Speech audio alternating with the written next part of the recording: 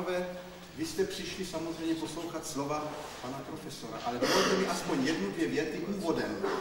Je pro mě velkou ctí a radostí přivítat tak významného hosta, jakým je profesor Martin Essling na Brněnské fakultě. Jménem jejího vedení. Je to člověk, který psal a píše dějiny moderní teatrologie a dějiny umění. Já nemám, co bych dodal, než to, že v panu profesoru Esslingovi závěrem letošního roku přijíždí do Brna snad jedna z nejvýznamnějších osobností zahraničního vědeckého a uměleckého světa.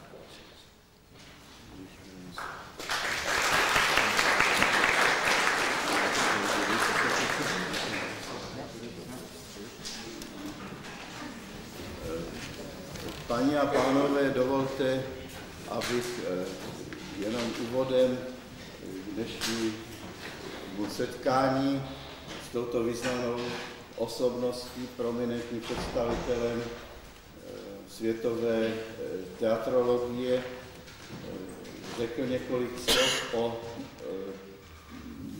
životě a díle pana profesora, abychom se dostali trochu, jak se říká, do obrazu.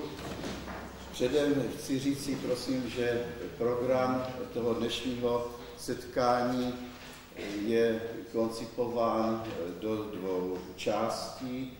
V první části zhruba do 3:45 pan profesor pronese přednášku na ohlášené téma, to je nejnovější divadelní produkce ve Velké Británii a ve Spojených státech amerických. Poté, po asi 20-minutové pauze, kterou si vyžadují pracovníci televize a rozhlasu, kteří by s ní chtěli natočit nějaká interview, bude pokračovat naše setkání besedou na téma v podstatě profesor Essling, kde bych byl rád, kdybyste se ptali na jeho teda programové nasazení celoživotní, na jeho práci celoživotní, na to, co dělá a co připravuje. Já skutečně úvodem, abyste měli možnost promyslet si své dotazy, ti, kteří nebyli už ode mne informováni, byli to posluchači divadelní vědy a posluchači divadelní fakulty JAMu. Chtěl bych říct si několik jenom skutečně rámcových slov o životě a díle pana profesora. Narodil se v Budapešti, studoval na prominentních školách ve Vídni, na univerzitě i na Reinhardtově institutu, studoval zároveň divadelní vědu, estetiku, studoval režii, takže je to dvojdomá bytost, která se pohybovala pak celoživotně jak v oblasti teatrologie, eventuálně estetiky a literární vědy, tak v oblasti praktické divadelní práce. Před fašismem uprchl do Rakouska, v Rakousku vystudoval, posléze po 38. roce emigroval do Velké Británie, usadil se v Londýně, stal se vedoucím dramatického oddělení BBC, rovněž záhy začal působit jako vysokoškolský pedagog na Londýnské univerzitě, ve Stanfordu a na řadě amerických univerzit, také pravidelně hostoval ve Vídni a právě jeho dnešní návštěva je výsledkem naší trvalé systematické spolupráce s Vídeňským institutem für Theaterwissenschaft pro divadelní vědu, s děkanem tamnější fakulty společenských věd, s profesorem Greisenegrem, který pana profesora poprosil naším jménem, aby navštívil v rámci svého nynějšího pohostinského působení na Vídeňské univerzitě, kde, jak víte, divadelní věda má 2000 posluchačů, aby taky navštívil provinciální Brno a tady s vámi teda se sdělil o své názory, poznatky a tak dále.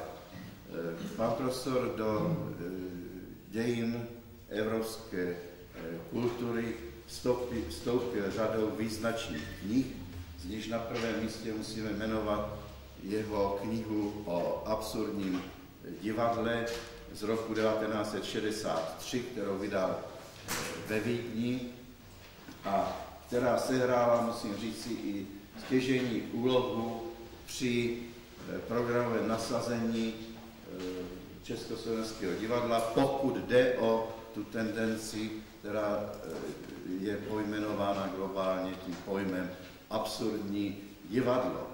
Pan profesor nás vlastně tou svou první knížkou, která formulovala programové zásady absurdního divadla ve světovém měřítku, představil nám takové zjevy, jako byl Beckett, Ionesco, Adamov, Pinter a další.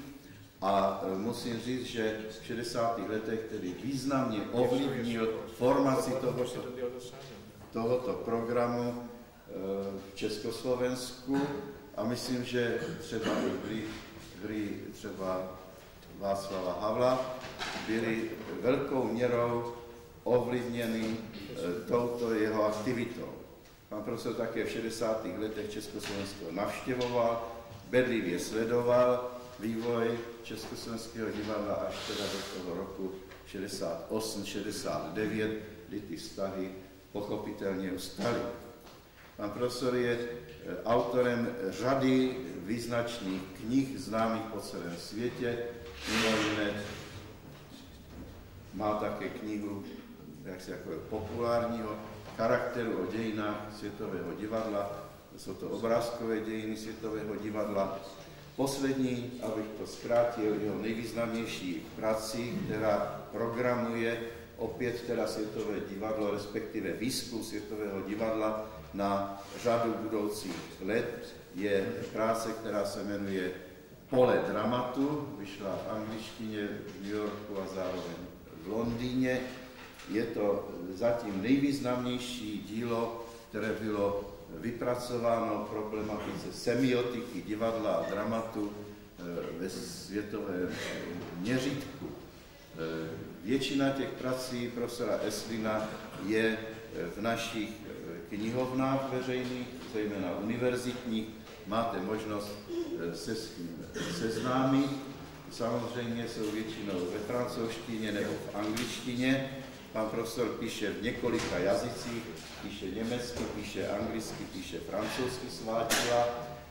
Do češtiny bylo přeloženo dosud pouze jediné dílo a to je ta práce Absurdní divadlo. Takže tolik jsem považoval za nutné říci úvodem. Je to pro nás, pro všechny, nejenom tedy pro katedru teatrologie, která v rámci svých dlouholetých vztahů právě k vídeňskému pracovišti pro divadelní vědu získala pana profesora k této návštěvě. Rád bych vyslovil přesvědčení, že to není poslední návštěva pana profesora, že snad se najde příležitost, aby přijel na delší dobu a s námi třeba se potěšil z některých představení, které může brněnská divadelní kultura nabídnout. V každém případě nás i tato krátká návštěva, omezená pouze na dnešní den, velice těší, protože pan profesor jistě nemá už mnoho času pro svou práci a jestliže vyhloubí ve svém složitém pracovním programu čas v rozmezí jednoho dne, musíme mu být teda neskonale vděční a zavázaný. Takže toto jsem považoval za nutné říct úvodem.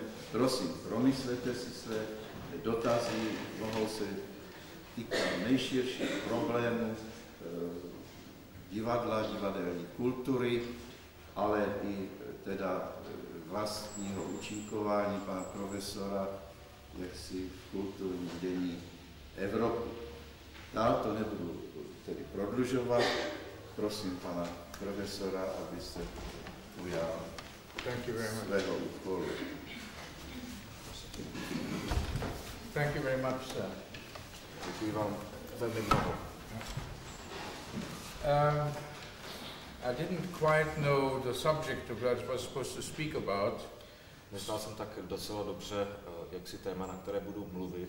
So I prepared my lecture on a sort of rather wider field. I was trying to set the present into the context of the development since the war, really. Takže jsem si připravil jaksi takový širší kontext. Připravil jsem si tvorbu v kontextu poválečném, kontextu poválečné tvorby. I don't know how much of these things people know, and I would very much welcome if people would intervene and stop me if I'm talking about things that they already know, and ask further questions so that it's not just a long lecture, but it could become a question and answer session too. Nevím, kolik z toho z vás, kolik z toho lidé znají, takže bych nerad mluvil o něčem, co již znáte. Proto bych uvítal, kdybyste si případně připravili otázky, i delší otázky a s nimi zasahovali, abychom z toho udělali spíše diskusi než dlouhou přednášku. I always, when I talk to people in Vienna in the Theatre Institute, I'm always surprised how little people are aware of the difference in the position in the culture of the theatre in the Central European countries like the Czech Republic or Austria or Germany and the Anglo-Saxon countries. Pokaždé, když přednáším na divadelním ústavu ve Vídni, tak mě překvapuje, jak málo lidé znají postavení divadla v tomto středoevropském regionu, nejen v Rakousku, ale v České republice. In Central Europe, the theatre is an institution that is regarded as part of the purview of the cultural authorities, the Ministry of Culture, and it is regarded as part of the complex into which museums and concert halls, etc. belong. Takže ve střední Evropě vlastně divadlo se chápe jako velmi zásadní instituce a má své velké místo i má své velké místo v tom kontextu kultury. Má své zrovna takové místo jako muzea a různé vzdělávací instituce. In the Anglo-Saxon countries, the theatre on the whole, historically, is not regarded as part of a cultural institution, but that it is regarded as part of an entertainment industry. V anglosaských zemích se divadlo vnímá povětšinou ne jako instituce umělecká, ale většinou jako instituce, nebo většinou jako součást zábavního průmyslu.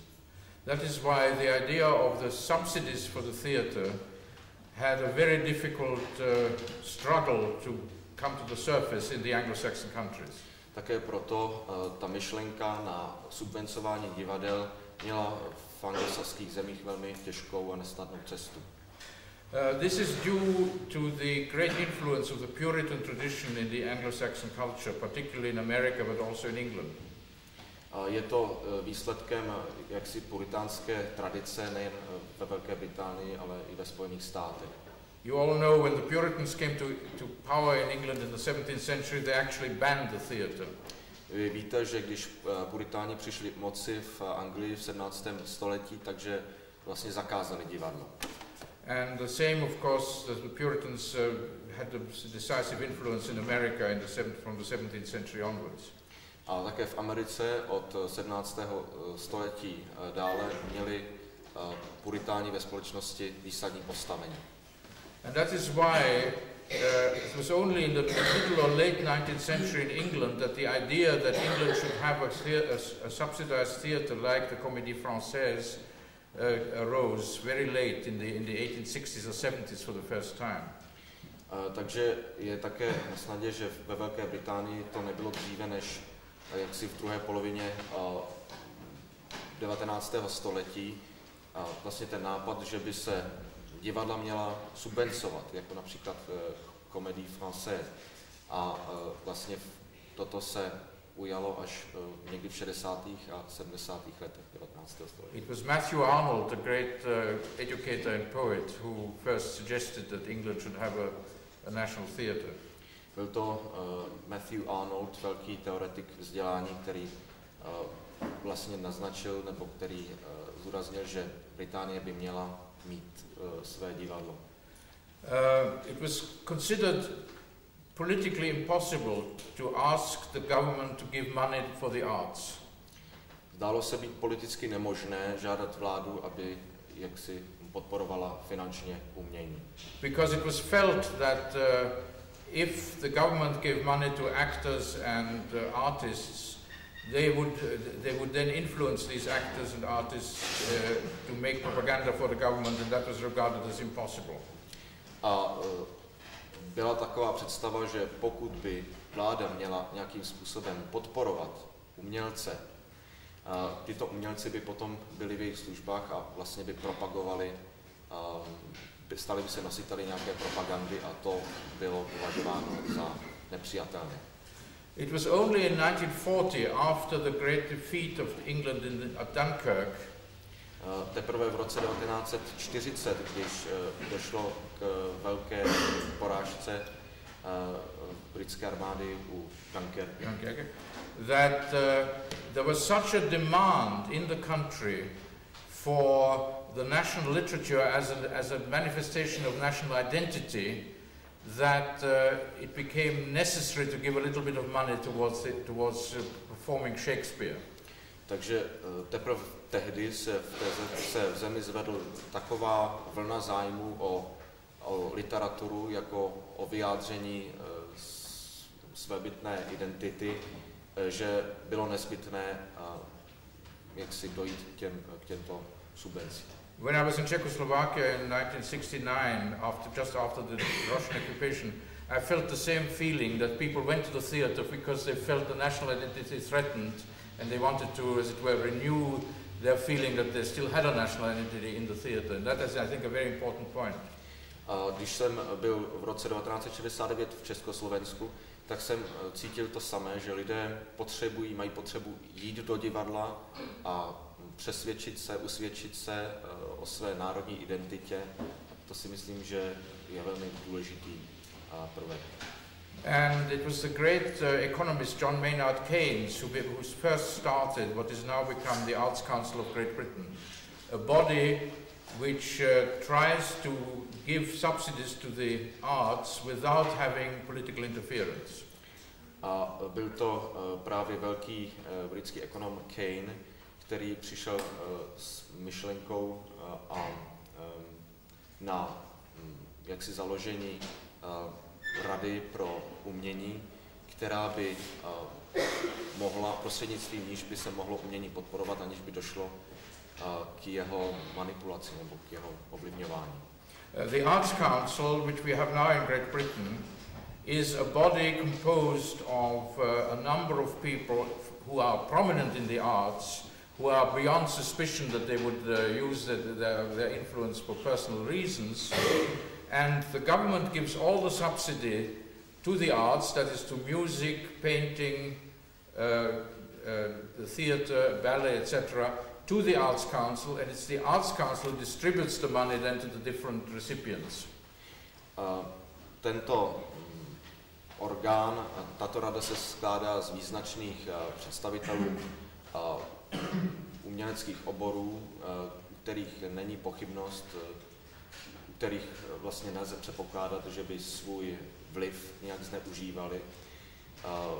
Na tyto se tedy vláda obrací, svěřuje jim peníze a na nich je, aby tyto peníze rozdělovali do těm jednotlivým oborům, jako například hudba, malířství, balet a tak dále.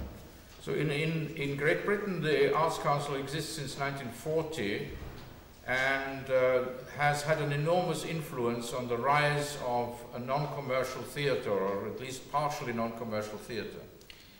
Za svou existenci od roku 1940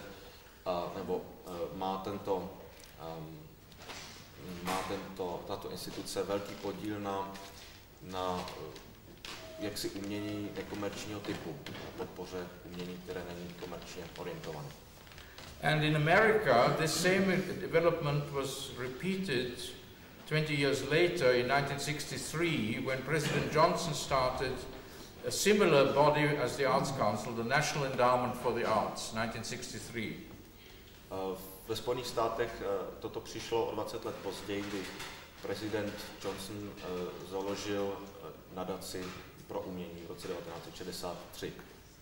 And I think one cannot understand the situation of the modern theatre in America and England without knowing this element, which has really only fairly recently entered the national cultural consciousness. A myslím si, že bez toho bychom nemohli porozumět jaksi angloamerickému dramatu, pokud bychom jaksi nevěnovali pozornost tomuto prvku, který vlastně v kultuře, který do kultury vstoupil vlastně teprve nedávno. In England, the influence of the Arts Council has been the creation of a network of local theatres, which are not quite what municipal theatres are in Central Europe, but which are the equivalent. At least they have a policy of running plays of a certain amount of literary value for seasons of 3 to 4 weeks en suite. Takže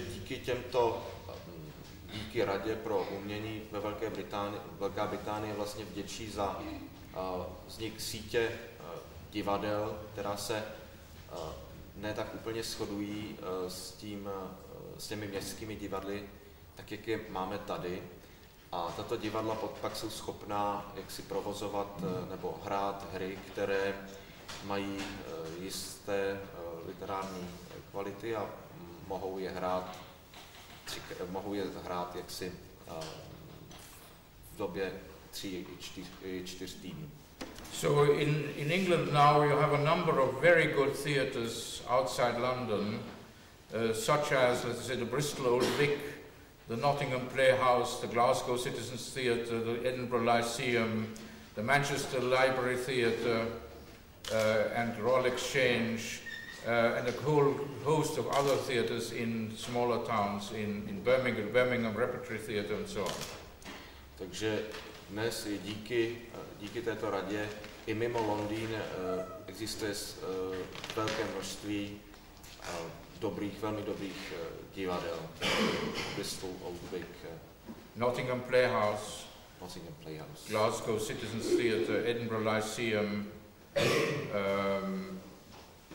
the Birmingham Repertory Theatre, the Royal Exchange in Manchester, and so on. Should I write this down? But I think probably people will be able to recognize the names of the towns. In America, this development came relatively later because of the later foundation of the National Endowment. But in America, a great deal of finance for the theatre, or for the more literary and artistically respectable theatre, comes from foundations. I don't know whether the concept of foundations is familiar here. Ve Spojených státech toto přišlo vlastně o něco později, o 20 let, ale většina těchto prostředků pochází vlastně z nadací. A já si nejsem jistý, jestli tady je ten pojem zaveden, nadace, ze kterých se financují divadla, která jsou přeci jenom umělecky a literárně na výši. When I was teaching at Stanford University from 1977 till 1991, I was also a dramaturg of a small theatre in San Francisco, the Magic Theatre. Když jsem přednášel na Stanfordské univerzitě od roku 1977 do roku 1991, Sorry, could you repeat that? I was dramaturg of the Magic Theatre in San Francisco. Tak jsem byl dramaturgem magického divadla v San Francisco. And to give you an idea of how this works, the National Endowment, that is the government, out of a total budget that we had of, let's say, about $500,000 in a year, we got about 40,000 from the National Endowment. Bych vám dal nějakou představu, tak například z půlmilionového rozpočtu, $500 000, který představoval jaksi rozpočet té nadace, jsme dostali $40,000 ročně. And then we got a little bit from the San Francisco municipal authorities and the California state authorities, but on the whole we had to find a very large amount of money from other sources. A také jsme dostali jaksi nějaké prostředky od městské rady v San Francisku a od městských a státních úřadů, ale museli jsme rovněž hledat prostředky i z jiných zdrojů. One of the most important officials in any theater organization in America, or any regional theater organization in America, is what is called the director of development, and that is the person who goes and tries to find the money from elsewhere. Vlastně jedním z nejdůležitějších zástupců v divadlech v Americe je ředitel pro další rozvoj, na kterém je, aby se prostě vydal schánět prostředky pro to divadlo. And in America there are so many foundations. Rich people leave their money, or at least their shares, to a trust fund, to a foundation, and each of these foundations has other objects. So some people can only spend it on plays about feminist subjects, others can only spend it on plays or enterprises of social importance and so on. And all these foundations, there are so many that there's a fact book which has a list of all the foundations. Těchto nadací je ve Spojených státech velmi mnoho. Tyto nadace se plní vlastně odkazy a dary bohatých lidí, ale jsou velmi úzce zaměřeny, takže některé podporují, dejme tomu, jenom hry s feministickou tématikou, některé podporují hry, které se zabývají společenskými otázkami. A jak jsem řekl, je jich velké množství a proto existuje velmi silný svazek, velmi silná kniha, kde najdete seznam všech těchto nadací ve Spojených státech. For example, to give you an example about an actual case, at that time, one of the most important playwrights, about whom I will talk later on as well, Sam Shepard, lived in the San Francisco area. Bych vám dal příklad. V San Francisku žil jeden z významných dramatiků, Sam Shepard. And we applied to the Rockefeller Foundation for a grant to produce plays by Sam Shepard, so that Sam Shepard could write new plays. A my jsme požádali Rockefellerovu nadaci o příspěvek na hru od Sama Sheparda, aby Sam Shepard pro nás mohl napsat. And the Rockefeller Foundation gave us a grant of $45,000 over 3 years. A Rockefellerova nadace nám dala příspěvek a grant of $45,000 over 3 years. $45,000 během 3 let. And each year we would give, out of the $15,000 that we had, $7,500 to Sam Shepard to write a new play, and we would keep $7,500 to produce the play for the production costs. Takže my jsme každý rok vlastně dali $7,500 Samu Shepardovi, aby pro nás psal. Sorry, what did you do with the rest? We gave half of it to Sam Shepard, and half of it we kept for the production costs to produce the play. A zbylou polovinu jsme si nechali na samotnou produkci, na samotné uvedení té hry. And with this money we produced the world premieres of 3 of the most important plays of Sam Shepard in the early 1980s. A s těmito penězi jsme uvedli 3 významné hry, 3 významné světové premiéry, které se našepily.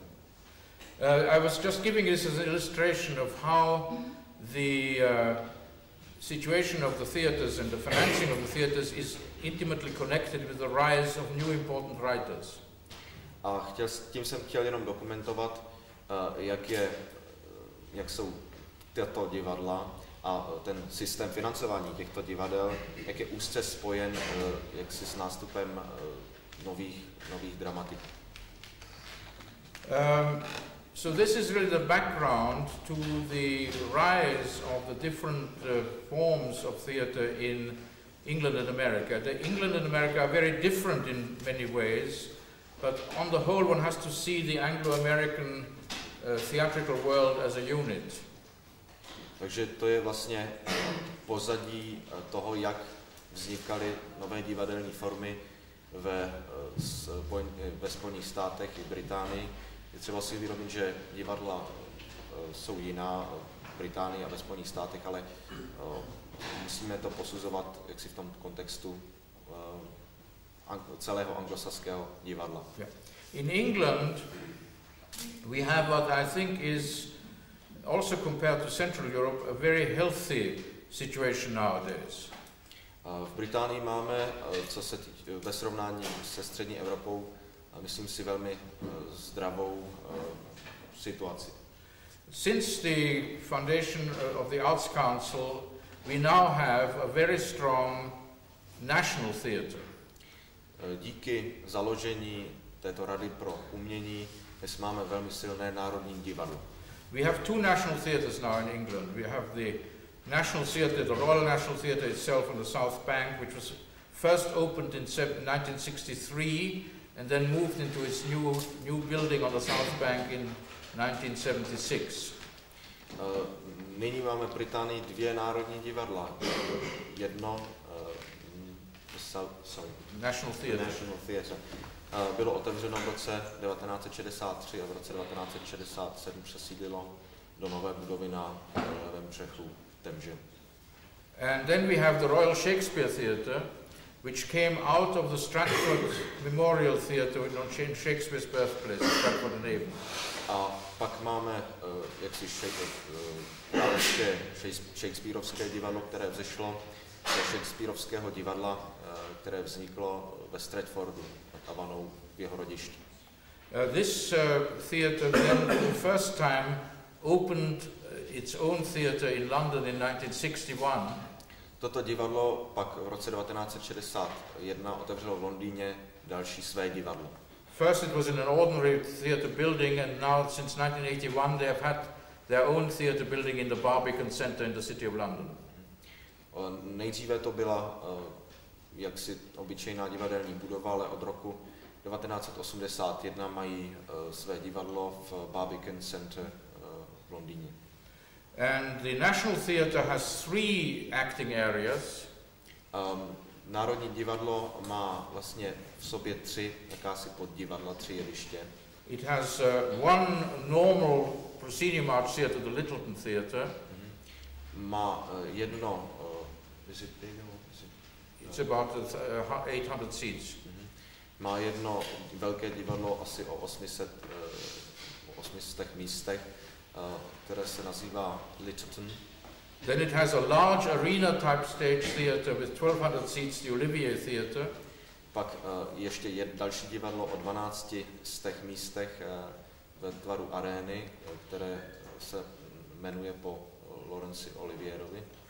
And then it has a very flexible space, a small theatre which only holds about 300, which is called the Cottesloe, which you can put into any formation you like.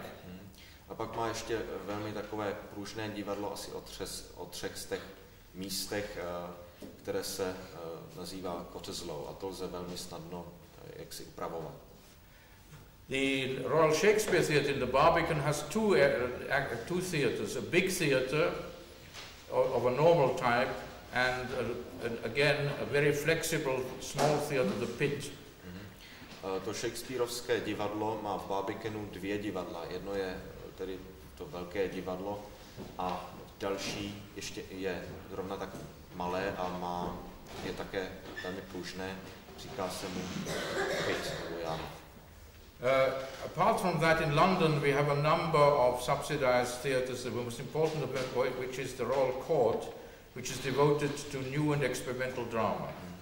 V Londýně je vedle toho spousta dalších subvencovaných divadel a jedno z nich je například Royal Court, které je zaměřeno na produkci jaksi nových a experimentálních her. Now this very strong subsidized sector in London is supported and complemented by a very strong commercial sector. A tento vlastně subvencovaný sektor, nebo tento sektor divadel, který je financován ze subvencí, je navíc subvencován ještě z obchodního sektoru. Yes, I'd like to emphasize also that the so-called subsidized sector is very much less subsidized than anything in Central Europe. Musím ještě zdůraznit, že ten subvencovaný sektor je mnohem méně subvencovaný, než jsou divadla ve střední Evropě. In Vienna, for example, I think the Burgtheater only gets about 15% of what its costs are from the box office. And in London, the National Theatre has to get at least 70% from the box office.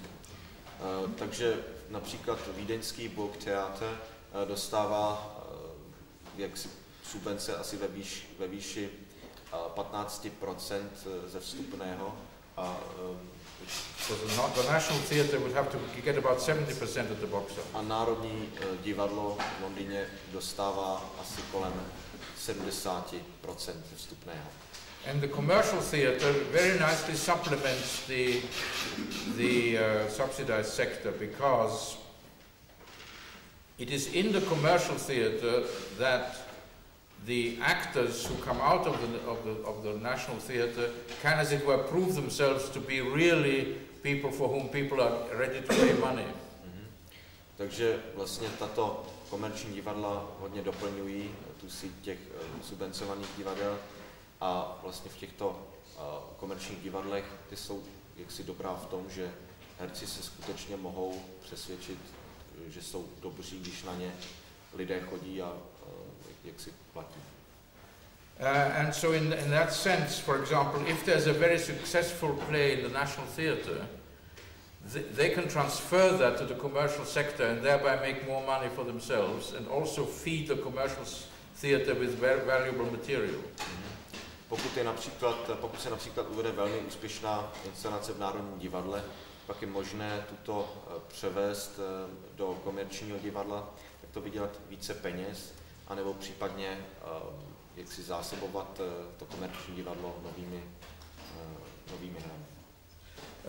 And then, of course, there's a third part of this system, which is the avant-garde theatre, which is sort of completely uncontrolled, hardly subsidized, although the Arts Council also gives money to experimental groups, which feeds the talent into the commercial theatre and into the national theatre.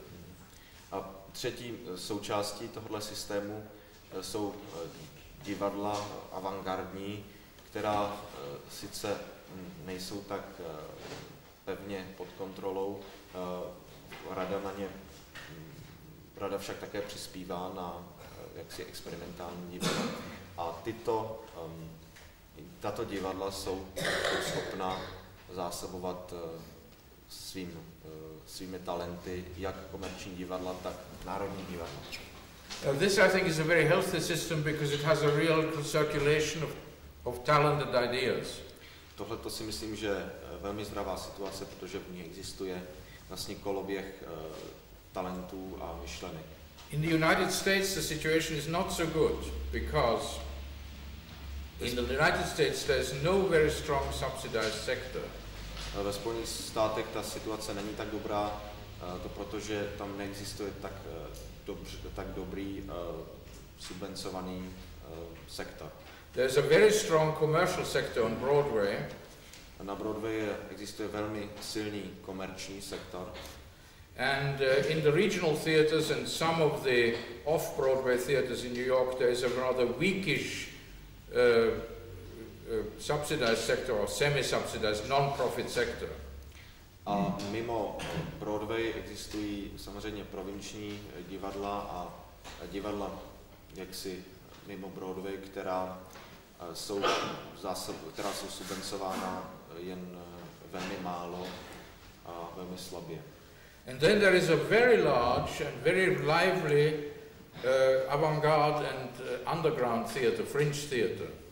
A pak ještě existují další divadla avantgardy, velmi živá, která existují vlastně na okraji toho dění. That is so-called the off-Broadway type of theatre. A těm se říká jaksi mimo Broadway. So that in the United States, I think one could say that the middle sector, the area where classical plays can be done in good productions, is missing.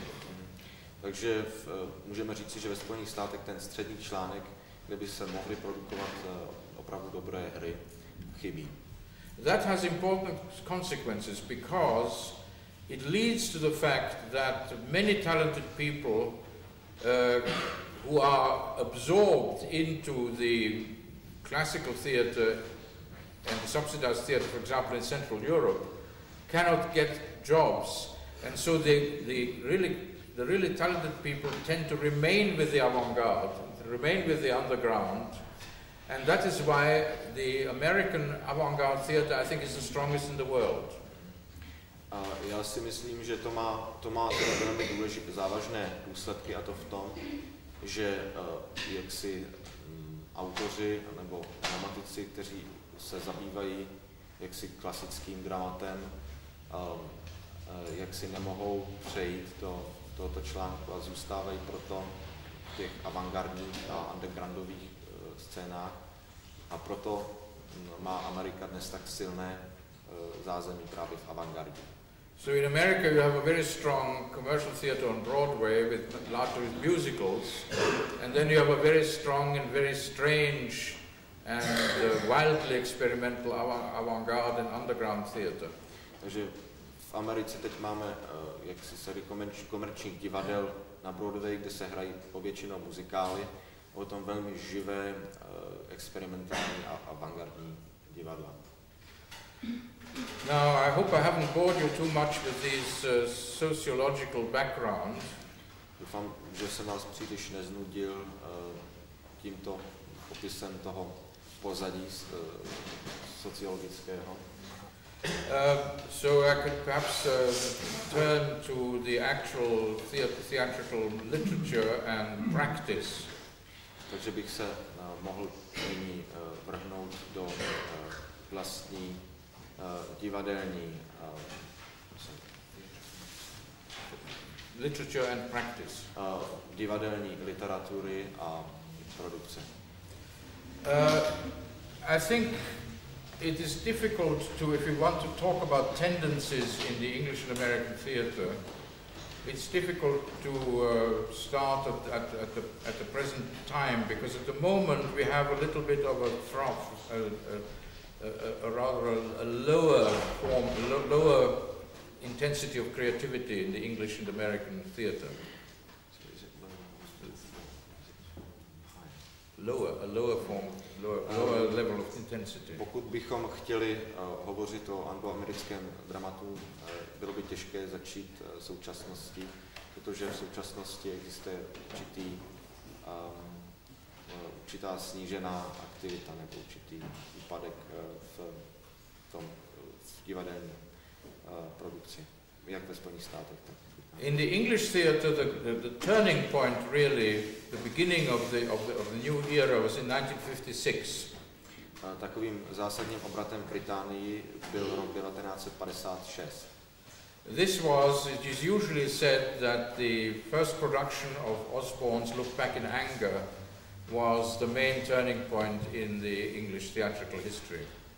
A tímto obratem, za tento obrat se počítá i uvedení Osbornovy hry. Look Back in Anger. ohledni se v němu. Ohledni se v němu. That's probably known here, isn't it? Která je tu zřejmě známa. Yeah.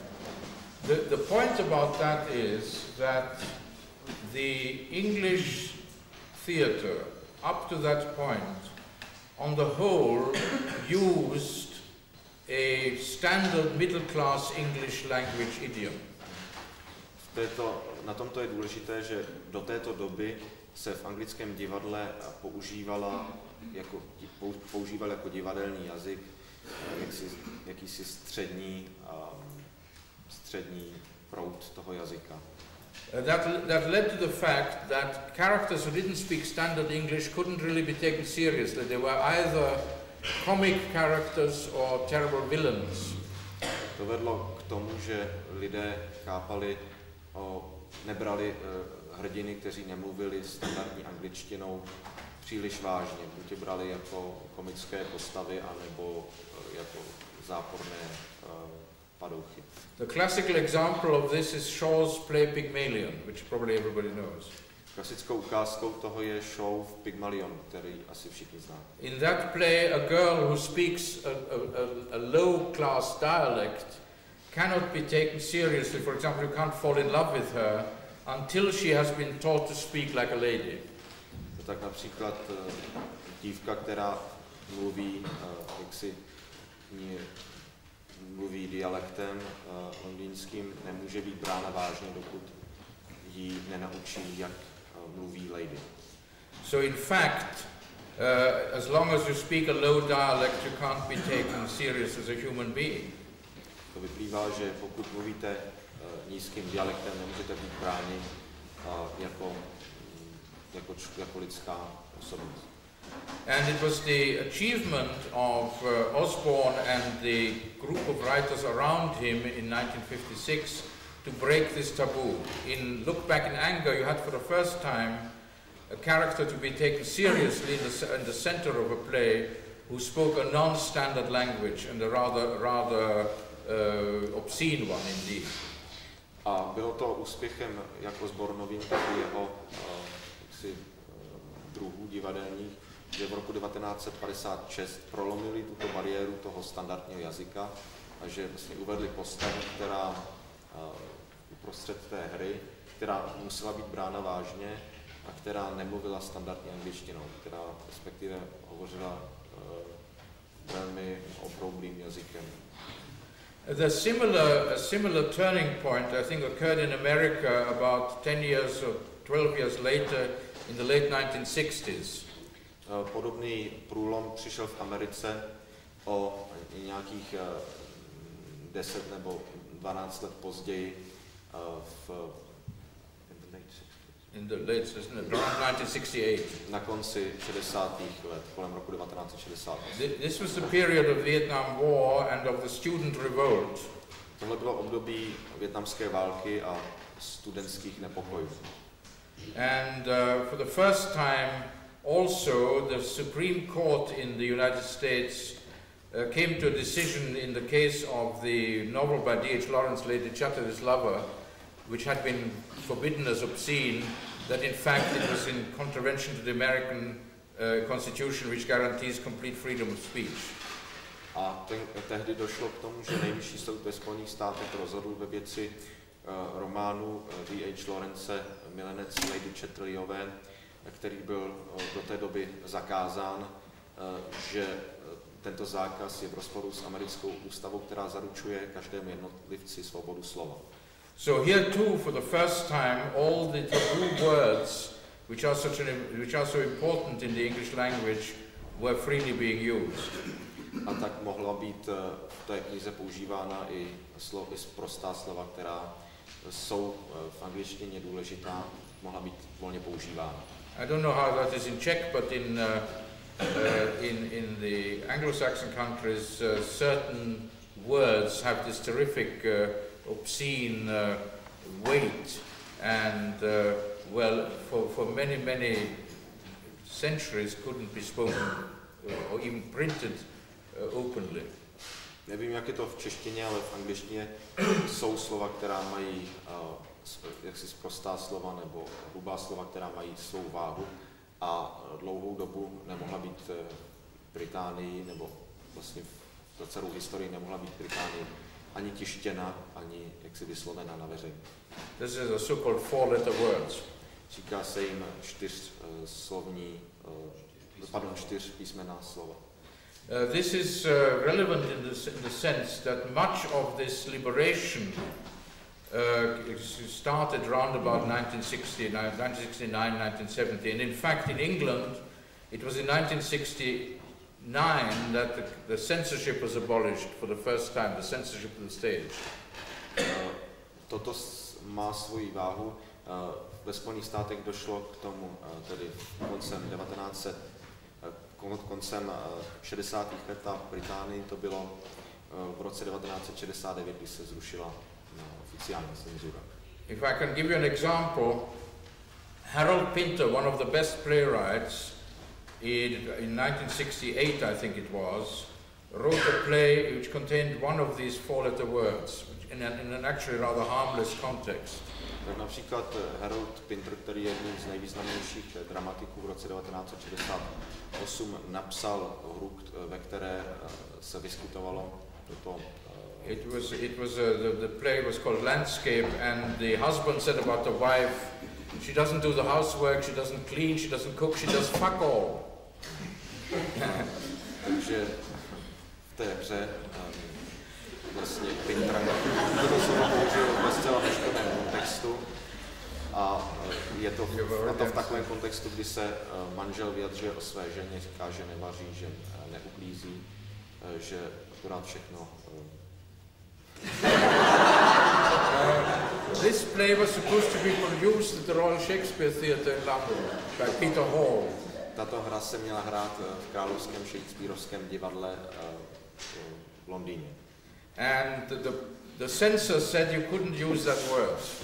A cenzor nařídil, že toto slovo se nesmí použít. And he suggested that this was always very funny because censor always used to suggest substitutes. So he said to Pinter, couldn't you, instead of fuck all, couldn't you say bugger all? A jak si ten cenzor součástí práce bylo nejen slova vyřazovat, ale navrhovat i jaksi jiná slova a on navrhl Pinterovi Bugger means to sodomize. Okay. Takže mu navrhl mu jiné slovo, které znamená, které má co dělat se sodomí. And Pinter said, no, I'm a poet, I want a one-syllable word, I can't have a two-syllable word. A Pinter namítl, že on je básník a že když potřebuje jednoslabičné slovo, takže musí mít jednoslabičné a nemůže mít.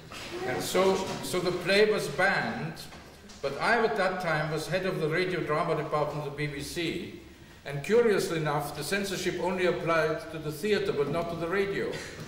A tak tato hra byla zakázána a je zvláštní, já jsem v té době byl jaksi vedoucím dramatického oddělení BBC v rozhlase, že je zajímavé, že tento zákaz se vztahoval pouze na divadla a ne na rozhlasové hry. So I rang up Pinter and said, we'll do it on the BBC. And instead of having 5,000 people seeing it at the Aldrich Theatre, would be 2 million. A tak jsem zatelefonoval Pinterovi a navrhl jsem mu, že hru uvedeme na BBC a že místo 2000 diváků, kteří mohou do divadla přijít, uslyší 2 miliony. And so we did it on the BBC, and this was really one of the last straws. And very shortly afterwards, because of this absurd situation, they abolished that censorship in the theatre. A tohle to byla asi poslední kapka, protože krátce po uvedení té hry v rozhlase se zrušila cenzura. Now I think this liberation of the language is, I think, probably one of the most important developments in the Anglo-American theatre in this century. A myslím si, že právě osvobození toho jazyka je jedním z nejdůležitějších z nejdůležitějších bodů ve vývoji angloamerického divadla v tomto století. Now I don't know, perhaps people would like to ask some questions, but I don't quite know to what extent I should go into the question of what writers emerged out of this liberation and how these different tendencies now operate. Nevím, možná, že byste měli zájem se na spoustu věcí ptát. Nevím, do jaké hloubky bych měl, kam až bych měl zajít při výčtu autorů, kteří vzešli vlastně z této vlny osvobození jazyka v divadle. Yeah, all right. Now I think if one wanted to talk about the English theatre first, I think the main tendencies that came out of this were originally put under the label the angry young men. Takže první takový směr, který z této vlny vzešel, kdy se v angličtině schovává jaksi v kategorii nebo ve škatulce rozněvaní mladí muži. But this label, I think, is probably wrong. One of the other decisive elements in the development in 1956 was that in 1956 we had the first performances in London by the Berliner Ensemble, by Brecht's Berliner Ensemble.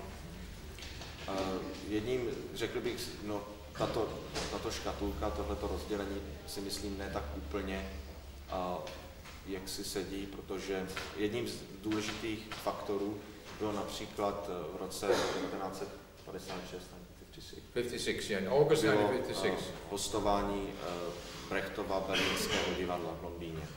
And the influence of that on the English theatre has been enormous. A význam tohoto divadla vlastně a vliv tohoto divadla na anglické divadlo byl nesmírný. Particularly in design and lighting and music, the use of music, and in the epic structure, not so much in the tendency. A to hlavně ve scénografii, osvětlení, v hudbě, the use of music, but not so much in the content of the plays. Ne tak v obsahu těch her. But one can say, I think, that the two main tendencies of that period was the influence of Beckett and the theatre of the absurd on the one hand, and of Brecht on the other hand. Řekl bych, že takovými dvěma podstatnými vlivy byl na jedné straně Beckett a jeho absurdní divadlo, a na druhé straně Brecht. The main representative of the tendency following Beckett and the theatre of the absurd is Harold Pinter. Takovým hlavním následovníkem Becketta, jeho absurdního divadla, je Pinter. Waiting for Godot was first produced in London in 1956. Čekání na Godota bylo poprvé uvedeno v Londýně v roce 1956. Directed by Peter Hall. Pod režii Petera Halla. So that again is the same period like the first performances of Brecht. Brecht's Berliner Ensemble. Což spadá do stejné doby jako představení Brechtova berlínského divadla. Harold Pinter, who says that he's greatly influenced by Brecht and Kafka. Kafka is a very important element in Pinter's work too. Harold Pinter, který přiznává, že velký vliv na něho mají Brecht a Kafka. He represents a fusion of the new linguistic liberation with these influences with existentialist influences. Představuje jakési smísení té tendence, toho osvobození jazyka. These existential influences like Kafka and Beckett. Existencionalismu představovaného Kafkou a Beckettem. Pinter's work is characterized as very difficult to describe, particularly as it's very difficult to translate because he's a great artist of language, as I've already pointed out. Pro Pinterovu práci je příznačné, je těžké to charakterizovat, protože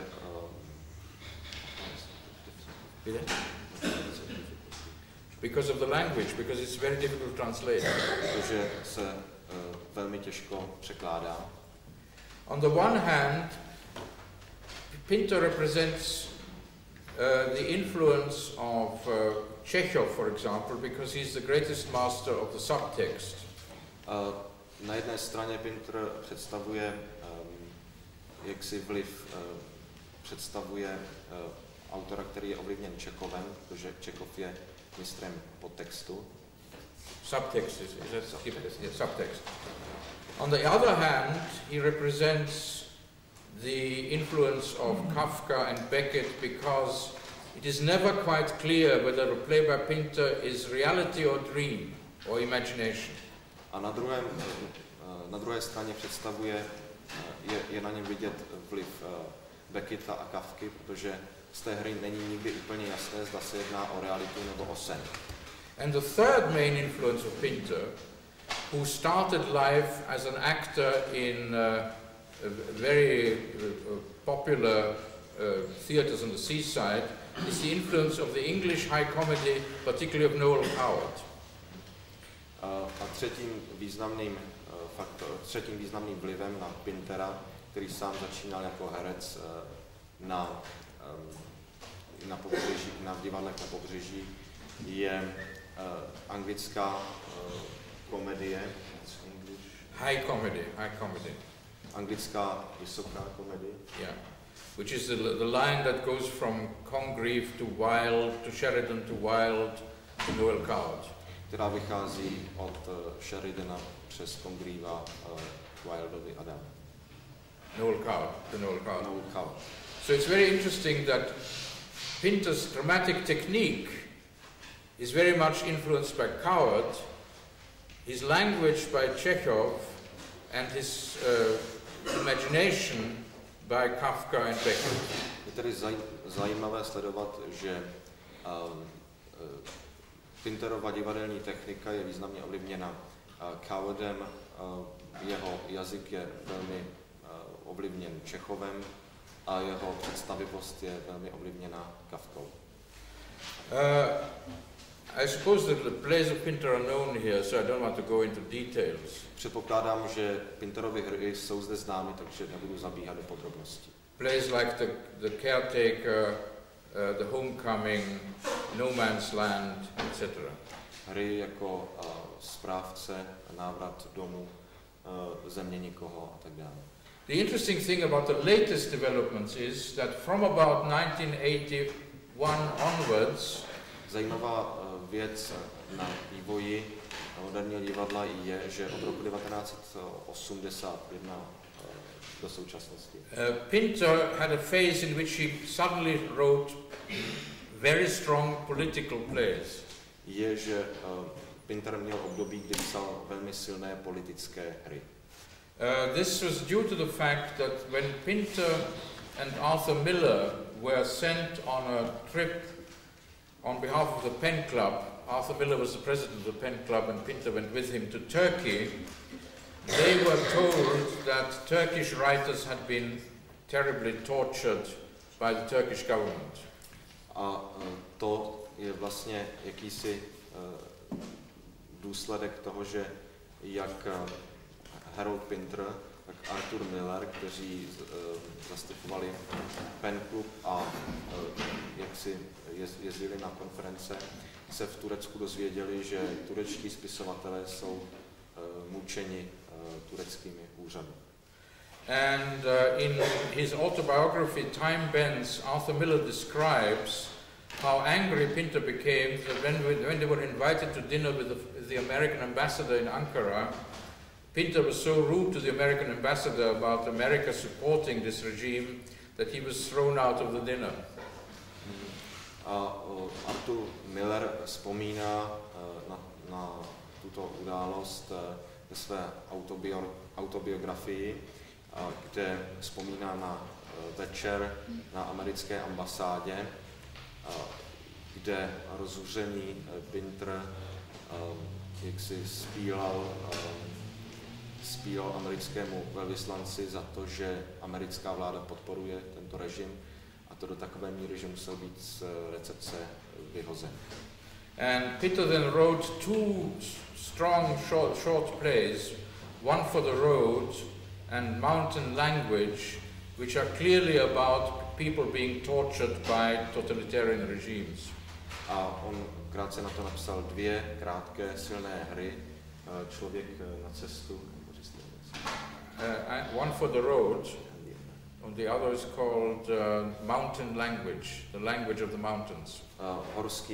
Horský jazyk, ve kterých se objevuje právě téma mučení člověka. Particularly mountain language is clearly about Turkey because it is about the suppression of the Kurdish language by the Turkish government. Obzvláště horský jazyk se stavuje zejména k Turecku, protože se tam jedná o potlačení kurdského jazyka tureckými úřady.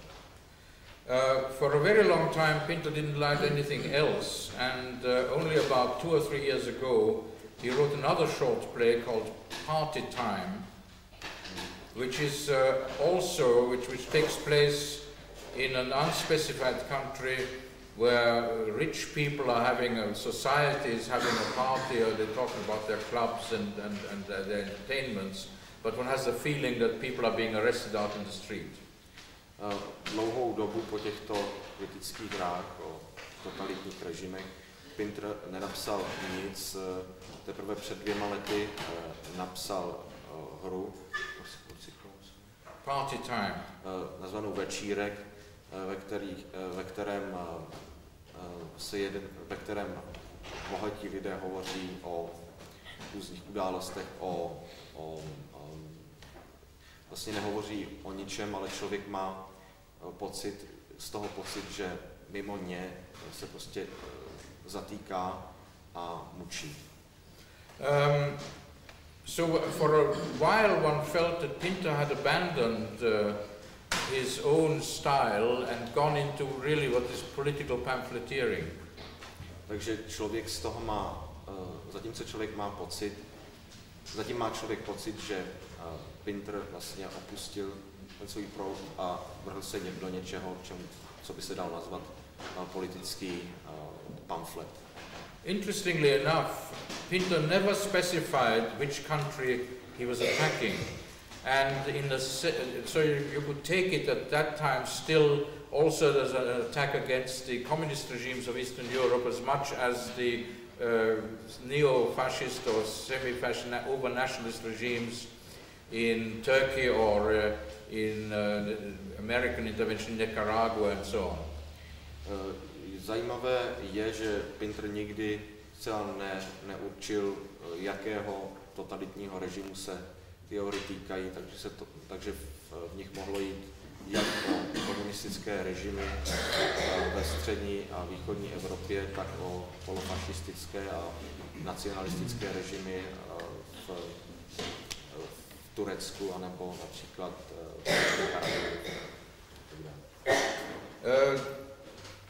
in contrast, if one takes Pinto as, and of course I just want to add that this year, 1993, only a few months ago, Pinto has come forward with a new play, which is back to his old style. This is a play which opened in London in September, and it's called Moonlight. This year.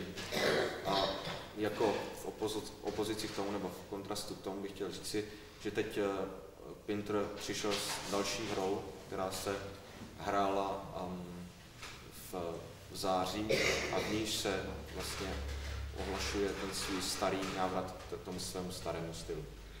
This is a play which is very interesting because it also, I think, signifies Pinter's getting older. He was 63 this year.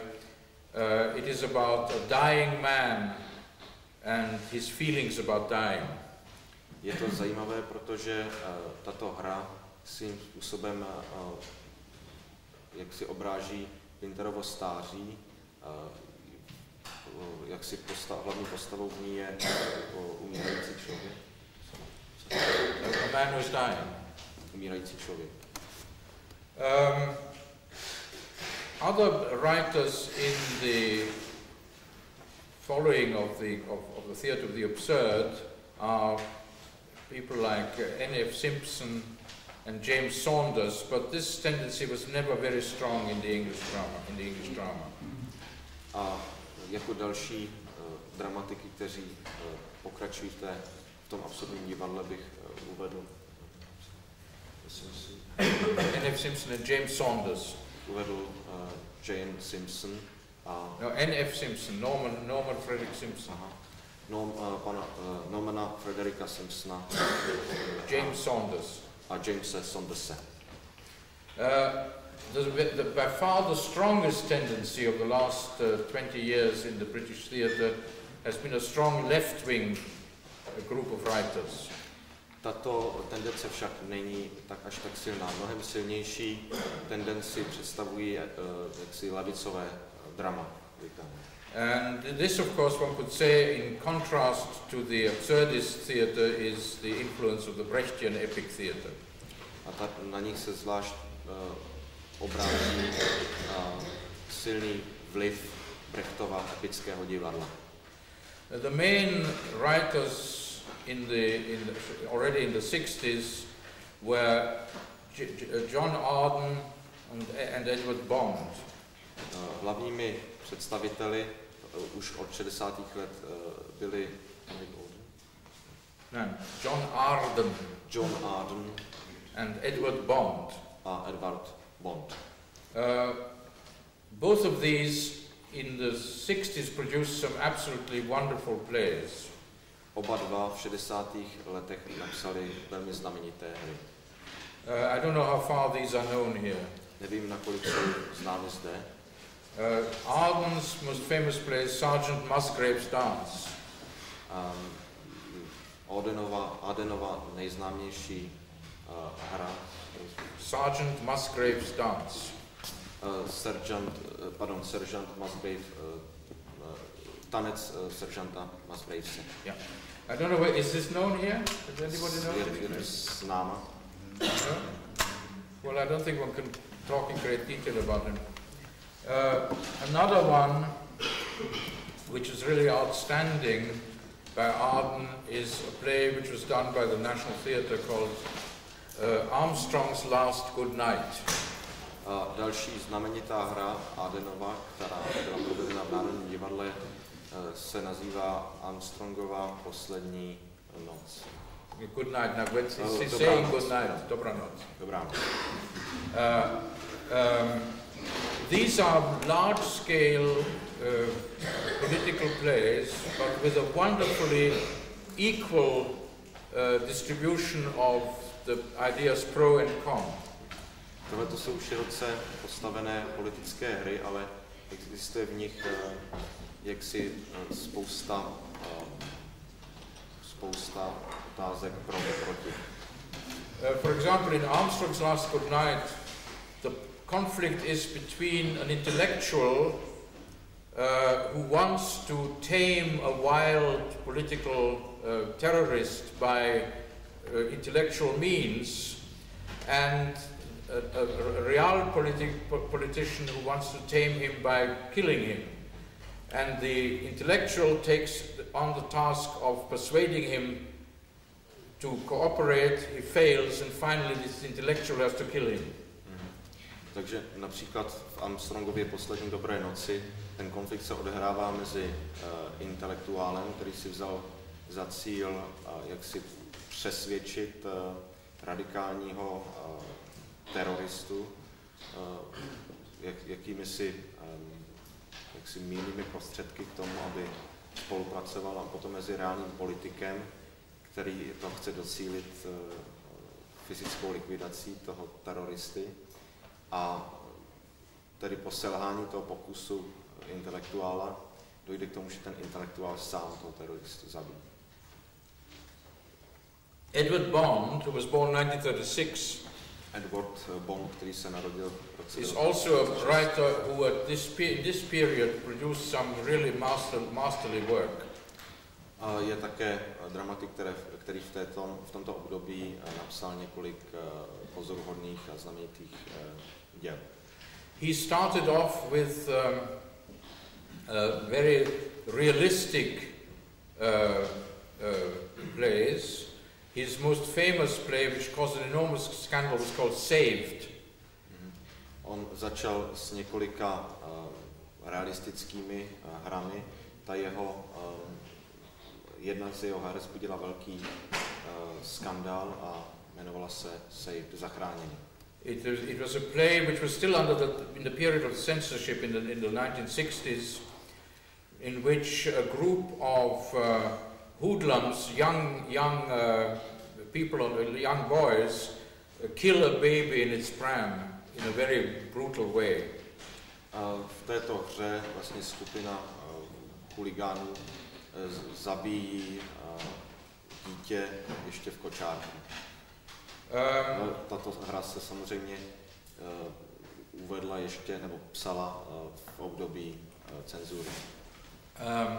His most important play to my mind is called Lear. It's unknown here. Edward Bond's Lear.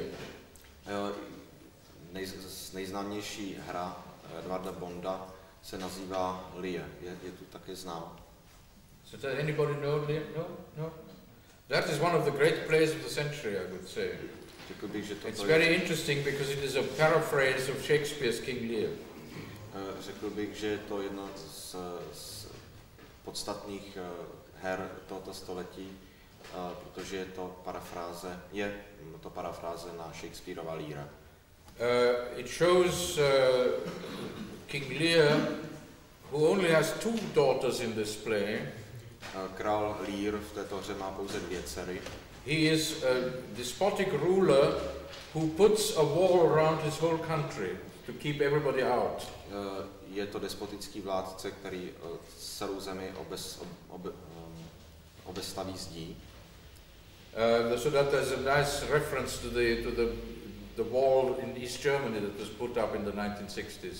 Takže se tu nabízí asociace s východním Německem a s tou berlínskou zdí.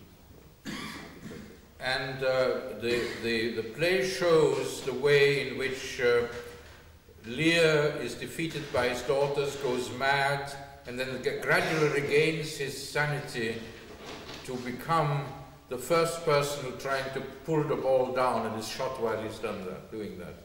V této hře vlastně tato hra ukazuje, jak král Lear jak prohrává se svými dcerami, jak zešílí, ale posléze znovu nabíde jakousi soudnost a je tím člověkem, který první jde a tu zeď rozbije.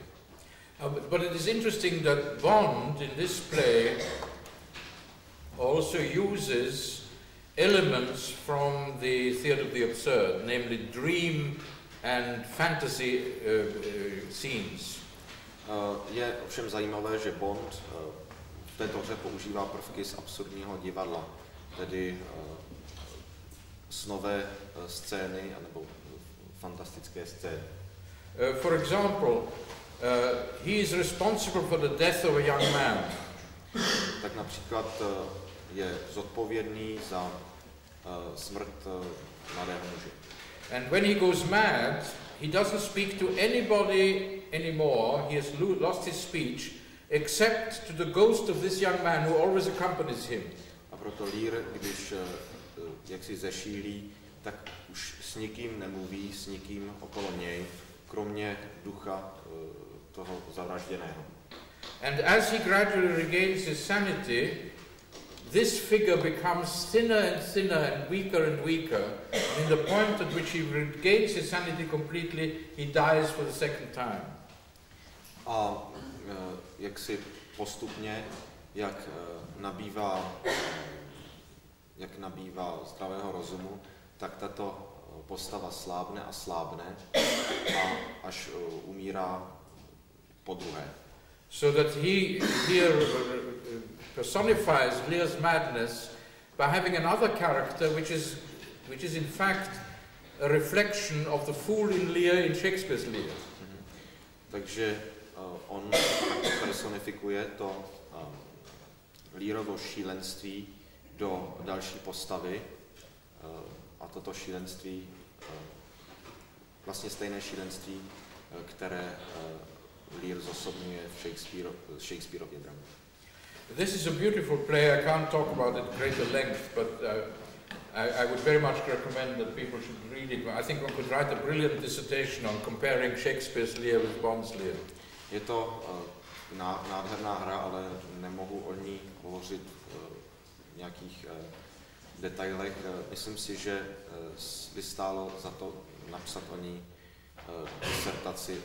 disertaci srovnání Shakespeareova Leara a Bondova Leara. Bond has written some other very good plays, but both Arden and Bond, interestingly enough, in the period of the Thatcher government, Mrs. Thatcher, the Conservatives came to power in 1979, became so enraged with the fact that the country was under Conservative government that they became, I think, a little bit too shrill and over-political, and therefore in some ways, I think, lost some of this impartiality that they had, even though they were left-wing dramatists before. Bond napsal ještě několik velmi dobrých her, ale jak on i Auden ztratili jakousi svoji nestrannost s nástupem konzervativců, nástupem konzervativní vlády Margaret Thatcherové v roce 1979 a začali se nadměrně věnovat politickým otázkám, začali psát politické hry v reakci jaksi na konzervativce a ztratili svoji nestrannost. On the other hand, in this period, in the 1970s, there grew up a group of young left-wing dramatists who were very, very gifted indeed, and they came out of the avant-garde, of the fringe theatre. V 70. letech také nastoupila generace nových levicových spisovatelů, kteří přicházeli vlastně z avantgardy a z těch okrajových divadel. The group which was the sort of nursery of these writers was a touring group of left-wing playwrights and actors called the Portable Theatre. Vlastně ta skupina, z níž se potom rozrostla tato generace levicových spisovatelů, si říkala přenosné divadlo. The two leaders of the Portable Theatre were Howard Brenton. Should I write that on the vedoucími nebo v této skupině byli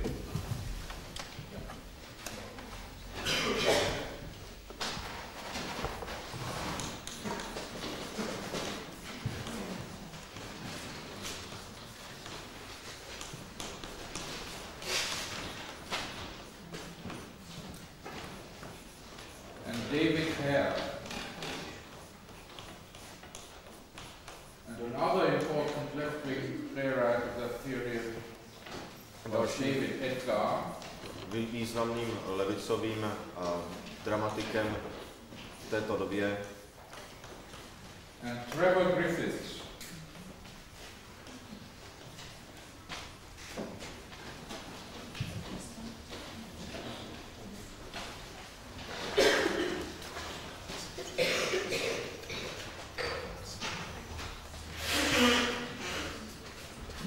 I don't know whether these are known here at all. Nevím, jestli jsou tu známy. Howard Brenton and David Hare had this portable theatre which consisted only of a truck. They hardly had any scenery, and so they had to write plays that were very simple to stage. Jak Howard Brenton, tak David Hare, tedy oba dva měli toto přenosné divadlo a to se skládalo z jednoho vozu nákladního, neměli žádné kulisy a proto museli psát hry, které by se daly jednoduše provést na jeviště nebo na pódium. these plays, some of them are very brilliantly written. I don't want to go into detail, it's very difficult to describe them, but I like particularly by Howard Brenton a play called Christy in Love. Tyto hry byly velmi dobře, velmi skvěle napsány. Nechci se pouštět do nějakých podrobností, ale jedna z Brentonových her se nazývala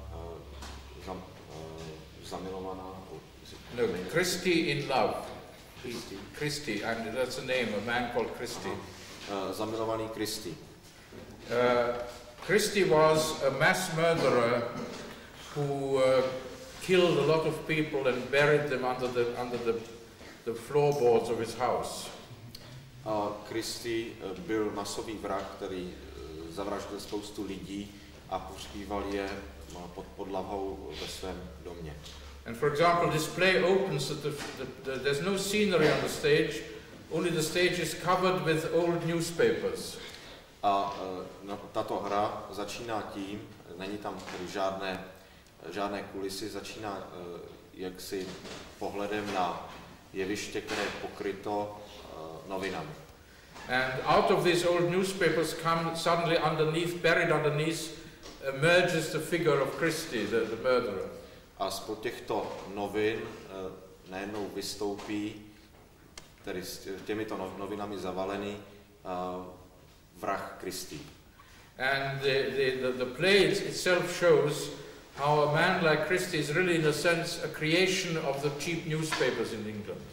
A vlastně tato hra velmi dobře demonstruje, jak takový masový vrah, jako je Christy, že je produktem těch levných plátků, těch levných novin v Británii. Howard Brenton very quickly moved into the big time, as we say in England, and he was commissioned by the National Theatre in the early 70s to write a play for the National Theatre called Weapons of Happiness.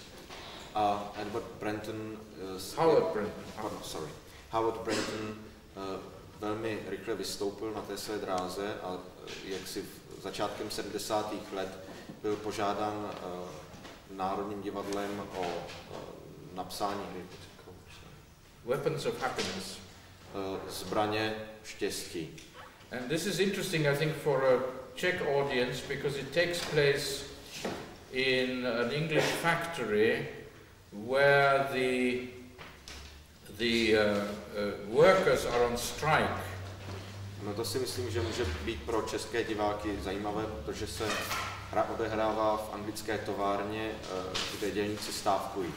And one of the old men who is a porter in this factory turns out to have been a Czech communist politician who has fled to England in the purges of the Stalin era. A porter, a janitor, a housemaster. Aha. A jak si předák těchto dělníků je člověk, který jak si uprchl z nějaké východoevropské země, stalinistické. And he sort of more or less advises these revolutionaries how wrong they are in their ideas, and it leads to a very interesting discussion about socialism. A tento starý předák vlastně ukazuje nebo se snaží těm dělníkům vysvětlit, jak špatné jsou ty jejich ideály, špatné jsou ty jejich myšlenky a toto vede k zajímavé diskusi na téma socialismus. And it ends with the whole group of these people moving to the country and starting some sort of Christian socialist commune. A končí to jaksi tím, že tito lidé se odstěhují posléze na venkov a zakládají tam jakousi křesťanskou osadu nebo křesťanskou komunitu. Yeah. Howard Brenton and David Hare also wrote a play which was a great success in the National Theatre about 8 years ago called Pravda. Howard Brenton a David Hare jsou také autory hry, která se jaksi v asi před 8 lety hrála v Národním divadle a která se jmenuje Pravda. And this is about one of the, it's very thinly disguised, about one of the newspaper millionaires in England, Rupert Murdoch, who is an Australian, who now controls a large part of the English press. A tato hra vlastně jen velmi spoře zakrývala, že se týká britského novinového magnáta Ruperta Murdocha, který v současné době ovládá velkou část britského tisku. And this shows, that's why it's called Pravda, that these capitalist newspaper tycoons are as bad as the communists who control Pravda. Už samotný titul napovídá jaksi tu myšlenku, že kapitalističtí novinář, že kapitalističtí tiskoví magnáti typu Ruperta Murdocha jsou stejně tak špatní jako lidé, kteří komunističtí magnáti, kteří tisknou pravdu. Another left-wing young writer of this group is David Edgar. I've written his name on the blackboard. He was born in 1948. Dalším členem této skupiny je David Edgar, 1948. Který je ročník 1948. He also, it is very interesting that these writers are always very concerned about situation in Eastern Europe at that time. Je pozoruhodné, že vlastně všichni tito dramatici jsou zaujati situací ve střední Evropě. He wrote a play which was done by the Royal Shakespeare Company some years ago called Mayday. A on napsal hru, která se hrála v Shakespearovské královské společnosti a jmenovala se První máj. Yeah, Mayday is a double-edged word because Mayday means the 1st of May, but when a ship or an aircraft is in danger, they are signaled that they're in a catastrophe. It's Mayday, Mayday. A toto slovo, jaksi má dva významy. Je to buď 1. května, anebo je to pohotovost, která se vyhlašuje v případě ztroskotání lodi anebo letadla. Je to signál Mayday. That's the international danger signal. Je to mezinárodně používaný signál. And this play gives an interesting history of the British Labour Party, always from Mayday to Mayday. A tato hra vlastně předkládá pozoruhodným způsobem historii britské Labour Party vždycky od 1. do 1. května. But parallel to this is the story of an East European dissident who flees to England. Ale souběžně s tím se odehrává příběh východoevropského disidenta, který prchá do Británie. This again is a very interesting and rather neutral in a way or impartial story about the problems of socialism. A tohle je zase velmi zajímavá, jakási nestranná, nezaujatá diskuse na téma problému socialismu. The fourth writer that I wrote on the blackboard is Trevor Griffiths. He is slightly older. He was born 1935, so he'll be 60 in 2 years' time. A dalším autorem je David Griffith. Trevor Griffith. Ten je poněkud starší a narodil se v roce 1935. He has written a large number of very interesting plays. His most important play is a play called Comedians. Napsal jaksi velké množství her. Jeho nejvýznamnější hrou jsou komedianti. And that is an interesting idea. It is an evening class in an North English provincial town where an old music hall comedian is instructing young people who want to become comedians, stand-up comics. Je to vlastně večerní kurz na večerní škole, kde vysloužilý komik z music hallu vysvětluje nebo poučuje, jak se stát komikem. And it leads to a discussion about the nature of humor and to what extent the comedians are using national and sexist stereotypes to make humor. A to vede k diskusi na téma povahy humoru a nakolik vlastně komedianti nebo humoristé využívají zaběhnutých nacionálních a sexistických stereotypů při tvorbě humoru. And one of the pupils there, one of the students, is a socialist who uses humor as a savage satire against the bourgeoisie. A jedním z těch studentů je jaksi komik, který používá humoru jakoby ostré satiry oproti buržoáznímu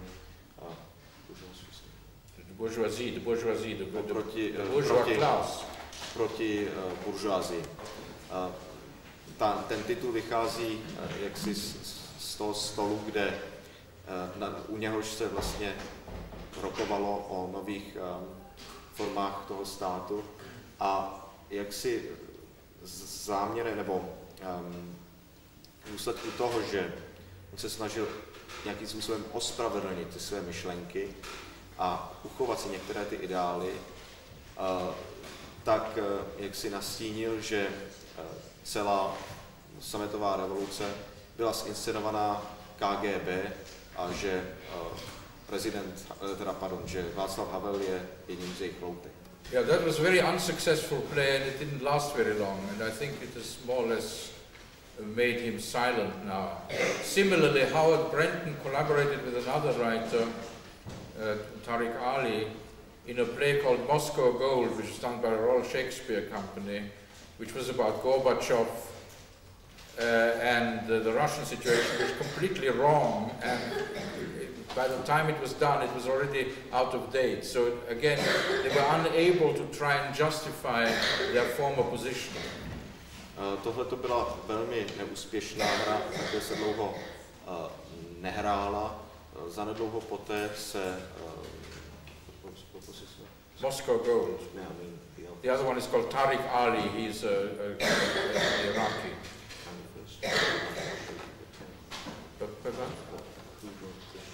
David Edgar. A zanedlouho se David Edgar odmlčel. On a Tariq Ali však Howard Brenton and Tariq Ali. Howard Brenton a Tariq Ali však napsali hru, která se jmenuje Moskevské zlato. It's about Gorbachev and it sort of more or less tried to make Gorbachev into a kind of social democrat.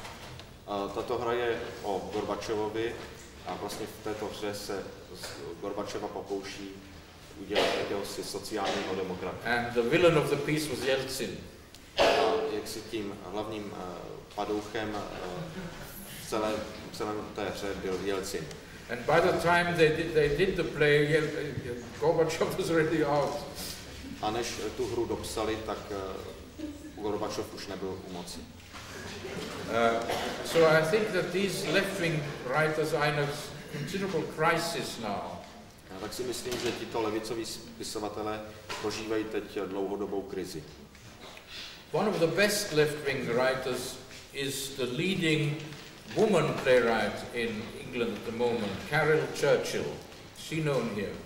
Jednou z nejtrvalejších levicových spisovatelů je, nebo dramatiků je britská dramatička Carol Churchill. Carol Churchillová. She known here?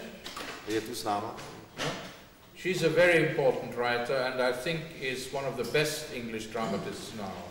Je velmi významná a myslím si také je nejlepší současná britská dramatička. Her most successful plays was one satire on the English imperialist tradition called Cloud Nine. Jednou její nejúspěšnější hra byla vlastně satira na anglickou imperialistickou tradici a to se jmenovalo Cloud Nine. That's difficult to translate. It means if you're very happy, you're on cloud nine, you're in the heavens on the ninth cloud. Sedmé nebe. Yeah. This is a play which the first part takes place in Rhodesia, an English colony in the 1890s, and the second part in England now. Ta první část té hry se odehrává v Rhodésii v 90. letech a ta druhá v současné Británii. And it shows the different sexual attitudes and imperialistic attitudes between these two periods.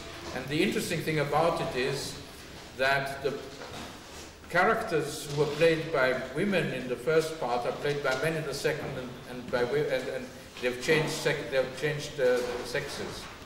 A tato hra ukazuje na rozdílné sexistické postoje na obou místech těchto období a je pozoruhodné, co je na tom pozoruhodné, je, že ženské postavy hrají v té první části ženy a v té druhé části tyto postavy jsou hrány muži. They changed, and so that a man is played by a woman and a woman is played by a man. Muži jsou hráni ženami a ženy jsou hrány muži. Another important play of hers is called Serious Money, which is a wonderful satire on the stock exchange boom of the 1980s in England. A další její významnou hrou jsou Vážné peníze, která je vlastně satirou na ten velký vzmach vlastně burzy v City v 80. letech. Yeah. Well, I don't want to bore you with too many names. I've got many other names here. Nechtěl bych vás nudit jaksi dlouhou řádkou dalších jmen, mám jich tu mnoho. The most successful playwrights outside these political movements and in a way also outside the tradition of the absurd, although they have learned a great deal about it, are Alan Ayckbourn.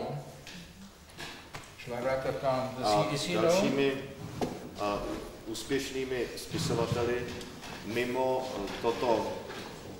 tento politický kroužek, mimo tuto politickou skupinu a svým způsobem mimo absurdní divadlo, i když jaksi z mnohého také vycházejí, je.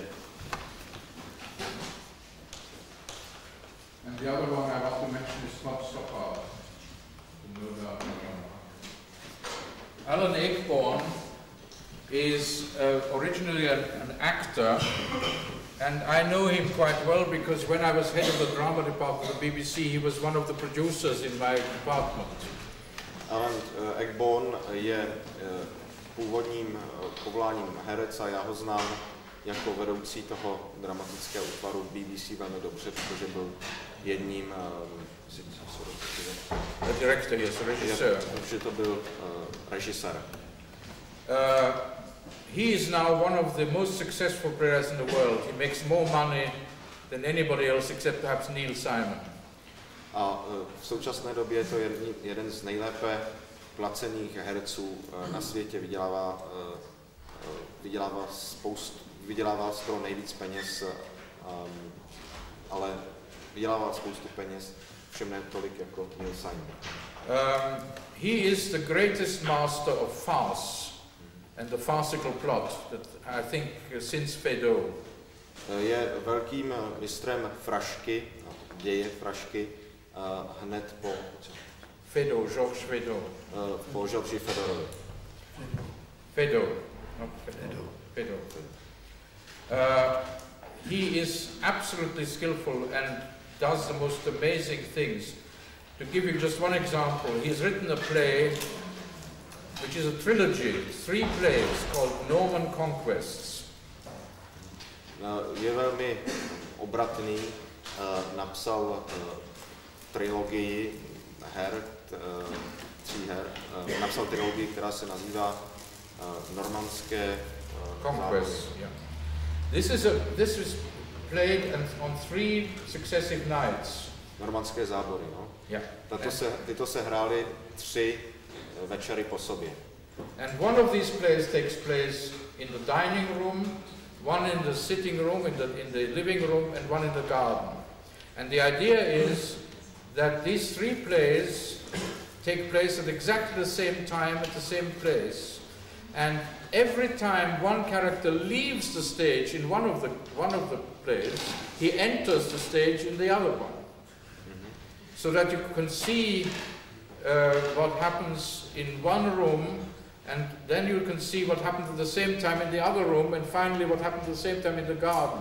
So for example, in the first play, the character says to his wife, I'll go to the dining room to fetch a knife, but in the second play he enters the dining room in order to have a love affair with somebody else, and so on. So the 3 plays are completely meshed together, and they are absolutely wonderfully constructed so that in each play you see the entrances and exits from the other room, as it were.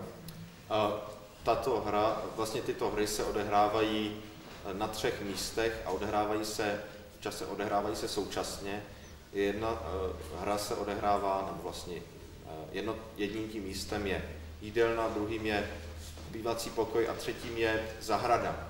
A co je pozoruhodné na těchto hrách, je vlastně ten moment té současnosti, je, že jedna z těch postav vždycky vejde do jiného pokoje, ano, a to se vlastně objeví až v té další hře, ano. Skutečně ta postava tam do toho pokoje vejde.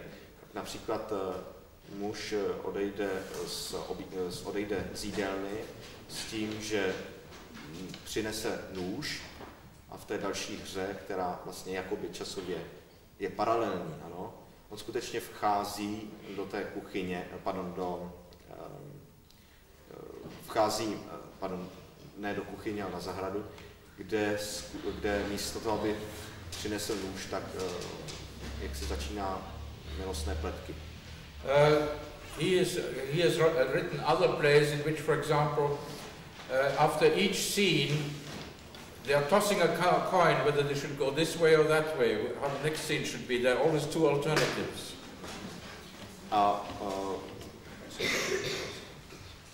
He's written a play in which at the end of each scene they are tossing a coin, head or tails, and he has always written the 2 alternatives, either this happens or that happens, and then of course the next scene again, so that the whole thing is a kind of diverging plots. On napsal hru, kde se vlastně rozhoduje o tom, v jakém interiéru se bude hrát, na jakém místě se bude hrát, tím, že se hodí mincí a on pro každé to místo napíše vlastně alternativu. No, takže je to vlastně taková větvená hra a to, jaká alternativa se zvolí, závisí skutečně na tom, na kterou stranu ta mince padne. He has written many plays, each of them more ingenious than the other. He's interestingly enough, he has his own little theatre in the north of England, in the resort of the seaside resort of Scarborough. On napsal spoustu dalších her, jedna pozoruhodnější než druhá. Sám má divadlo na severu Anglie v přímořském letovisku u Scarborough. That is a little theatre which is in the round, where the audience sits on all 4 sides. To je malé divadlo a to jeviště v tom divadle je stavěno do kruhu. And he tries each play out there with his own company. A on s tím svým souborem každou hru právě v tomto divadle zkouší. Before they come to London, so he's always tried it out in practice in his own little theatre. A tato hra je tedy důkladně přezkoušena právě v tomto malém divadle, než s ní přijede hostovat do Londýna. He's not only a wonderful farceur and writer of constructing of plots, but he's also a brilliant social satirist, so I think that his plays will last also as literary masterpieces. Není jenom velkým mistrem frašky, ale je i vynikajícím společenským satirikem, takže si myslím, že jeho díla přetrvají jako špičková dramatická díla. The other leading playwright in England that I've written on the blackboard is Tom Stoppard. Dalším vedoucím dramatikem v Anglii, který je na tabuli, je Tom Stoppard. Tom Stoppard, as you probably know, was born in Czechoslovakia. He comes from Essling. You know the story. Tom Stoppard se narodil ve Zlíně, v Československu. Možná, že znáte tu historii. Yeah, he's known here. He is, to my mind, the most accomplished playwright in England at the moment. Podle mě je to skutečně jeden z nejosobitějších, nejlepších dramatiků v Británii v současné době. I don't know whether his plays are known here. His most famous plays are Rosencrantz and Guildenstern Are Dead, Jumpers, Travesties. Nevím, jestli jeho hry znáte i tady. Jeho nejznámějšími hrami jsou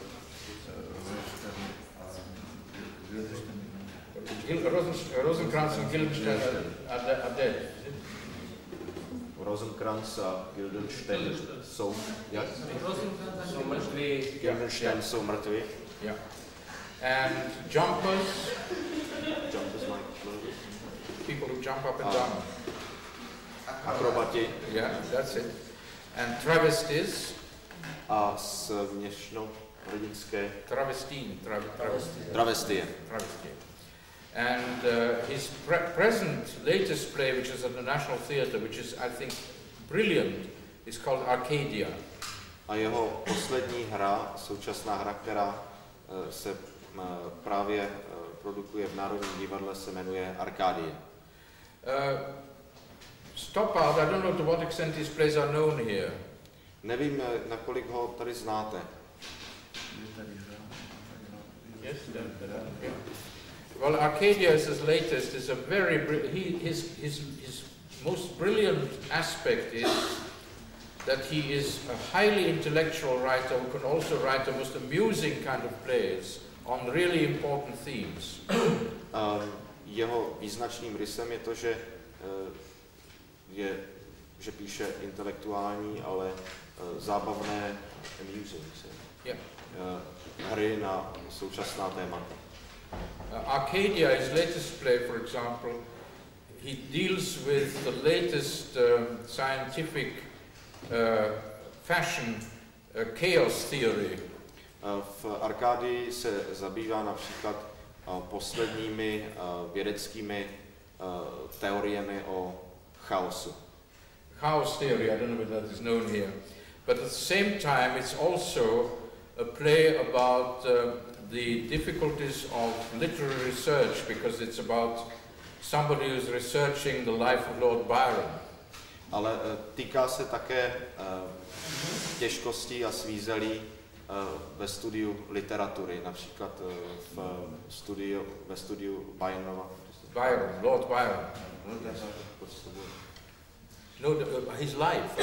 Života Lorda Byrona. It takes place in an English country house where Byron is supposed to have been around about 1805 or so. Odehrává se to v anglickém venkovském domě, kde se měl Byron údajně zdržovat kolem roku 1805. And one part of the plot is in 1992 in that house, and the other part of the plot is in 1805 in the same house. And it's brilliantly managed that the people from today are merging into the people of then. And we see how the literary researcher is trying to find the truth of what happened from the documents, and then we see what really happened and how wrong the literary researcher is.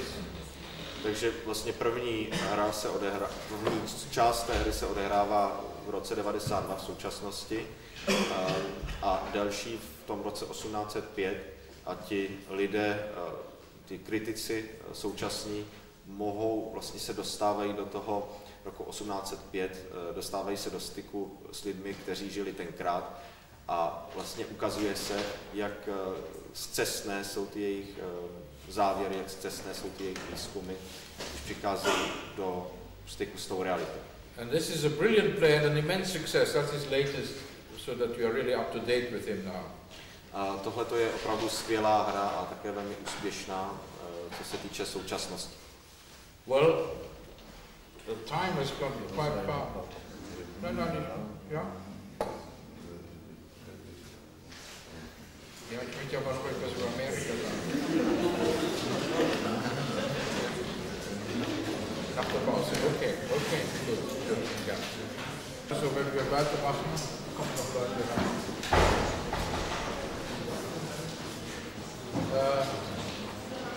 Ich weiß nicht, wie ich zu lange über das englische Theater gesprochen habe. Oh, I see, sorry. I never know which language I'm talking. Nikdy nevím, v jakém jazyce zrovna mluvím. I don't know whether I've talked too long about the English theatre, but the American theatre is equally important. As I said in the beginning, nevím, jestli jsem hovořil příliš dlouho o anglickém divadle, ale americké divadlo je zrovna tak důležité. As I said at the beginning, the turning point really was at the end of the 60s, 68, 69. Jak jsem ji řekl, ten mezník byl na konci 60. let, v roce 68, 69. The Vietnam War, the civil rights movement, and the movement to make homosexuality more acceptable to society, these all came together at that time. Vietnamská válka, hnutí za lidská práva a hnutí za zrovnoprávnění homosexuálů nebo za změnu těch zákonů. They all came together at this time. Tak vlastně všechny se stýkaly v tomto bodě. At the same time, there was a great upsurge of feminism also. V této době také byla vzedmutná vlna feminismu. All these manifested themselves in the underground theatre, the off-Broadway type of theatre. Všechna tato hnutí se vlastně manifestovala nebo zjevovala právě v těchto undergroundových scénách,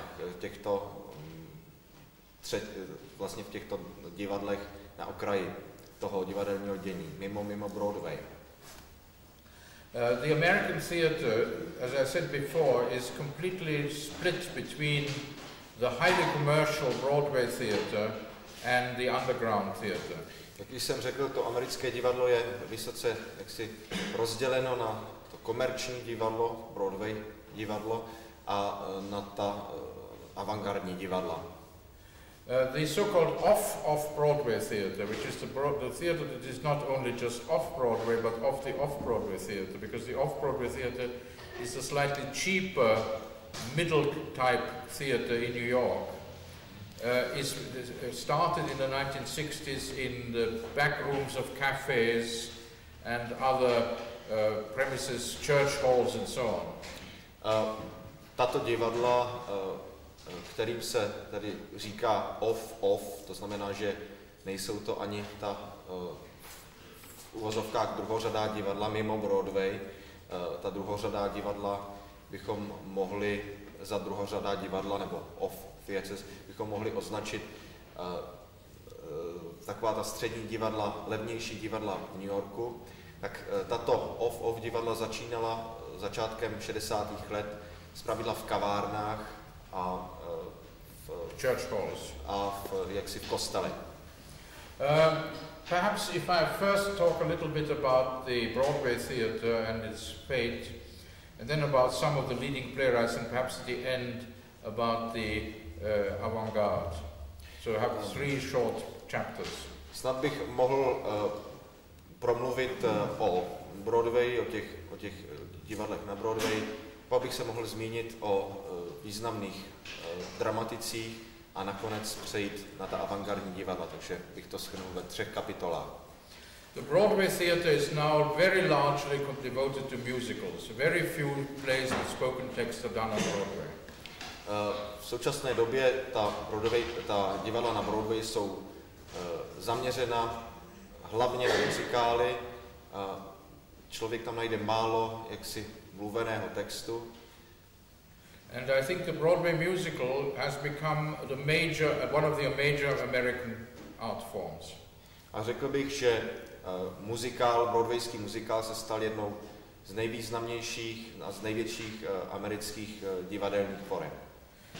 The Broadway musical has its origins partly in the Viennese operetta. Ten broadwayský muzikál vlastně pramení nebo má své kořeny ve vídeňské operetě. Partly with the very popular English comic operas by Gilbert and Sullivan. Z části také v anglické velmi oblíbené opeře Gilbert a Sullivan. And then after the 30s, when the influx of European refugees came, was the very strong influence of Kurt Weill and the Brechtian type of play. A potom také ve 30. letech, kdy do Anglie přišlo velké množství uprchlíků z Evropy a toto divadlo je zejména ovlivněno Kurt Weill and Brecht. Kurtem Weillem a Bertoldem Brechtem. The threepenny opera, the Dreigroschenoper. Třígrošovou operou, žebráckou operu. And out of this, in the 1940s and 50s, the American musical developed its own style and its own genre of large-scale musical plays that have an intellectual content up to a point. A právě z tohoto podhoubí se v 50. a v 60. letech se formoval ten americký muzikál, which is a form which uses the music and dance, but also to express more highly intellectual contents. Ve kterých se sice používá zpěv a tanec, ale které také mají vyšší intelektuální poselství. The main practitioners of the modern musical have been composers like Jerome Kern. Hlavním skladatelem nebo autorem těchto muzikálů byl Jerome Kern. K-E-R-N-K-E-R-N. Kern, who wrote the famous musical Showboat. Který napsal slavný muzikál Loď bláznů. That's certainly known here probably because of famous songs like Old Man River, which Paul Robeson used to sing. Který je zde asi známý, protože jsou tam takové písně, šlágry jako Mississippi a tak dále. V češtině se to jmenuje Loď bláznů. Old Man River flows along. The major practitioners of the musical after the war were Rodgers and Hammerstein, who wrote Oklahoma and Carousel and South Pacific. Rodgers and Hammerstein. Dále to byli Rodgers a Hammerstein, kteří napsali Oklahomu. Oklahoma, South Pacific, Carousel, Jižní Pacifik. And so on, a whole lot. A very clever composer and songwriter is Cole Porter. Další velmi dobrý, velmi chytrý skladatel Cole Porter se jmenoval Cole Porter. One of the greatest musicals by Frank Loesser is Guys and Dolls. Guys and Dolls, Men and Women. Další úspěšným muzikálem byl muzikál Guys and Dolls. That is Guys as Men and Dolls are Women. Chlapci a panenky. By Frank Loesser. Od Franka. And of course one of the greatest successes by Loewe and Lerner was My Fair Lady. That's certainly known here to a film probably. A také dalším úspěchem byl muzikál My Fair Lady. By Loewe and Lerner, which is based on Shaw's Pygmalion, which I've already mentioned. Od Loewa a Lernera, a ta samozřejmě vychází z Shawova Pygmalion. And the present master of the musical is Stephen Sondheim. Současným mistrem muzikálu je Stephen Sondheim. Stephen Sondheim, who is very highly prized as a composer and also as a songwriter. Který se těší velké oblibě a velkému uznání jako písničkář a jako textař. The present musical is to a very, very large extent based on choreography. It's very much a dance theater. Současný muzikál je do velké míry založen na choreografii a na tanci. And one also has to stress that one of the most popular forms of theater in America nowadays is the ballet. A také třeba zdůraznit, že jednou z nejoblíbenějších divadelních forem v Americe dnes je balet. Of course, there again the influence of the London-New York relationship is very strong because one of the most successful authors is an Englishman, Andrew Lloyd Webber. Tady je důležitý ten vztah mezi New Yorkem a Londýnem, protože jedním z těch úspěšných skladatelů muzikálu je Andrew Lloyd Webber. He wrote a musical which has been running in New York for years now, called Cats. Který napsal muzikál, který se v New Yorku hraje celá léta a jmenuje se Cats, kočky. Which is based on poems by the greatest English-speaking poet of the century, T.S. Eliot. Který vychází z textů T.S. Eliota, jednoho z největších britských spisovatelů. He was an American actually, but lived in England. Který pocházel z Ameriky, ale usadil se v Anglii. Nowadays, if you go to New York, the Broadway theater will be to 80% musicals. Když dnes přijedete do New Yorku, tak z 80% se budou hrát na Broadway muzikály. And musicals, of course, are very difficult, very expensive to produce. To produce a musical now costs at least an investment of $2 million. A ty jsou samozřejmě velmi drahé při produkci. Jeden muzikál se produkuje za nějaké $2 miliony. And of course, very often they fail, so the people who invest money in it lose their money. A také samozřejmě velmi často propadnou, takže lidé, kteří do nich investují své peníze, o ně přijdou. So much for the musical, which is, as I say, one of the best musicals are among the best products of American contemporary art.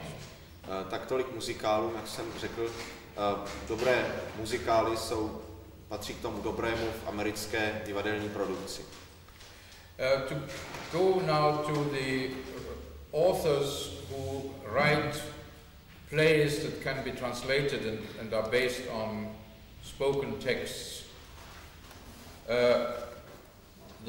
I would only draw attention to two of the leading American playwrights. There are, of course, hundreds of American playwrights, but two of them who are really the product, as I said before, of the regional theaters and the smaller theaters that get a little bit of money from the foundations, are Sam Shepard and David Mamet. These are the two main authors. Shall I write them on the blackboard?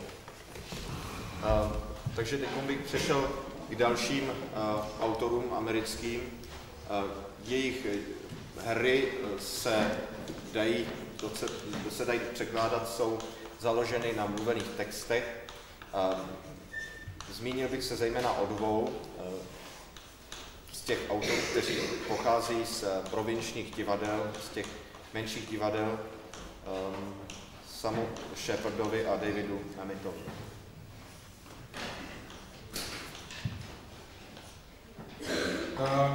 Sam Shepard is very interesting to me because he is a very, very talented writer. He represents a very important step, I think, in American literature.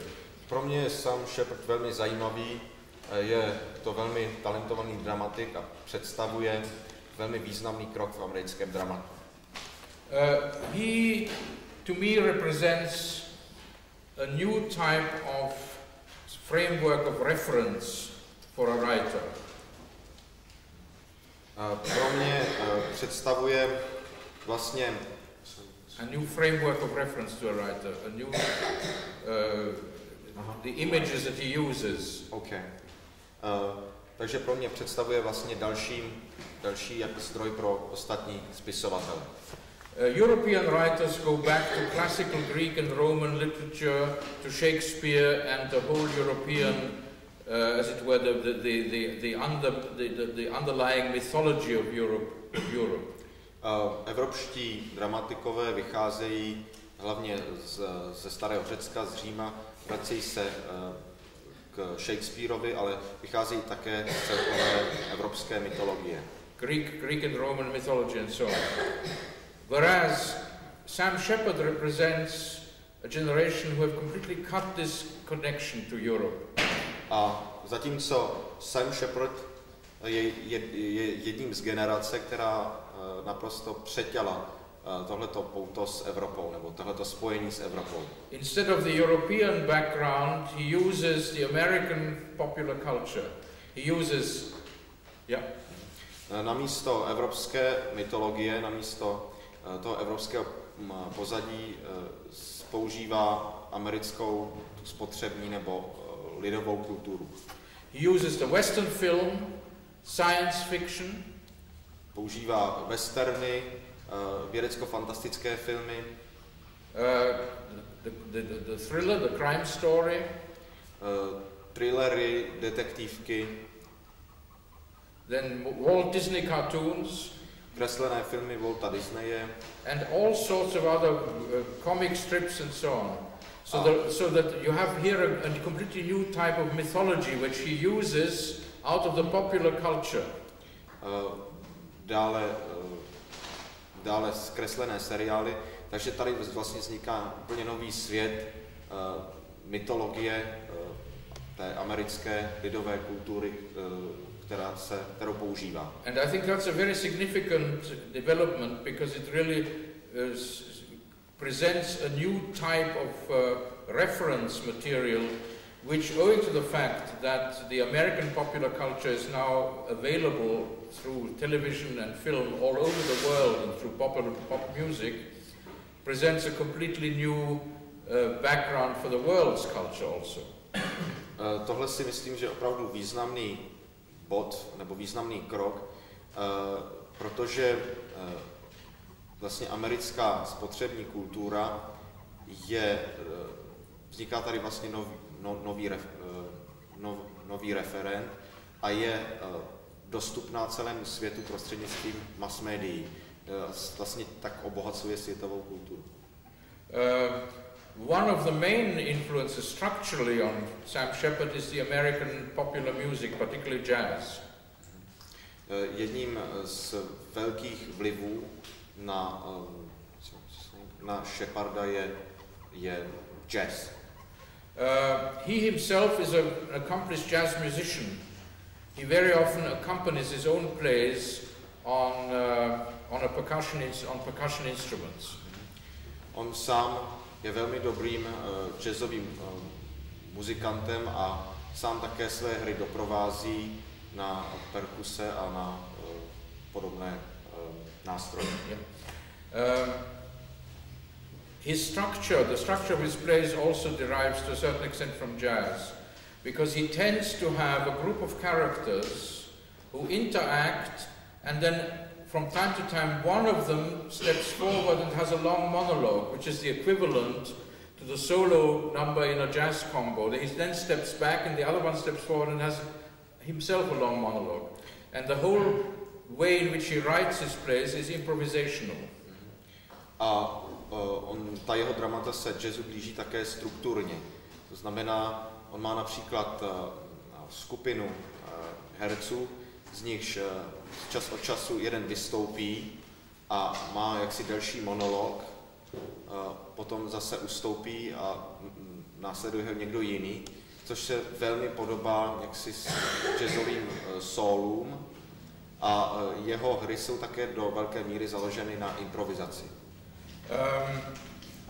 To give you just a few examples of how he uses the popular culture, one of his plays, which I think is one of his funniest plays, is called Angel City.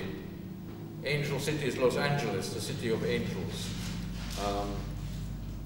Chtěl bych uvést jako příklad jednu z jeho velmi úspěšných her, která se jmenuje Andělské město, ale jedná se o Los Angeles, město andělů.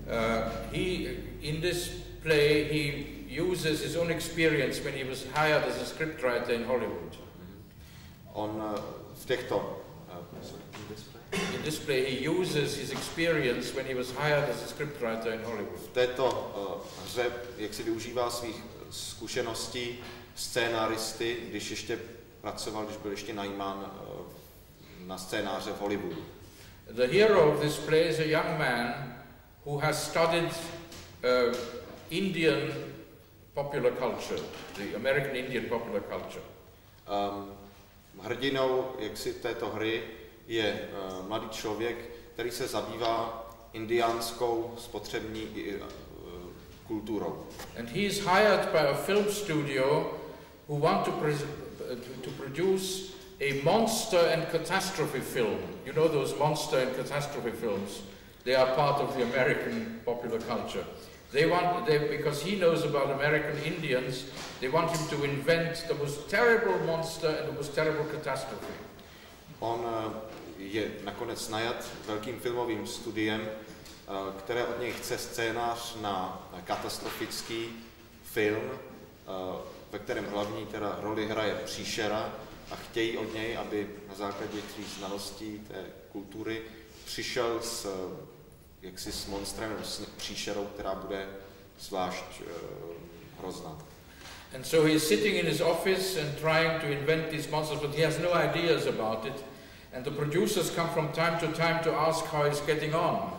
Takže on sedí za svým stolem a přemýšlí, jak tu příšeru stvořit, protože o tom mnoho neví, a neustále za ním chodí produkční a ptají se ho, jak je daleko. And every time the producers come, they look a little bit more horrible. Their skin gets green, and they grow fangs on the side and so on, and they become more and more monsters. In the end, one realizes that the real monsters are the Hollywood producers.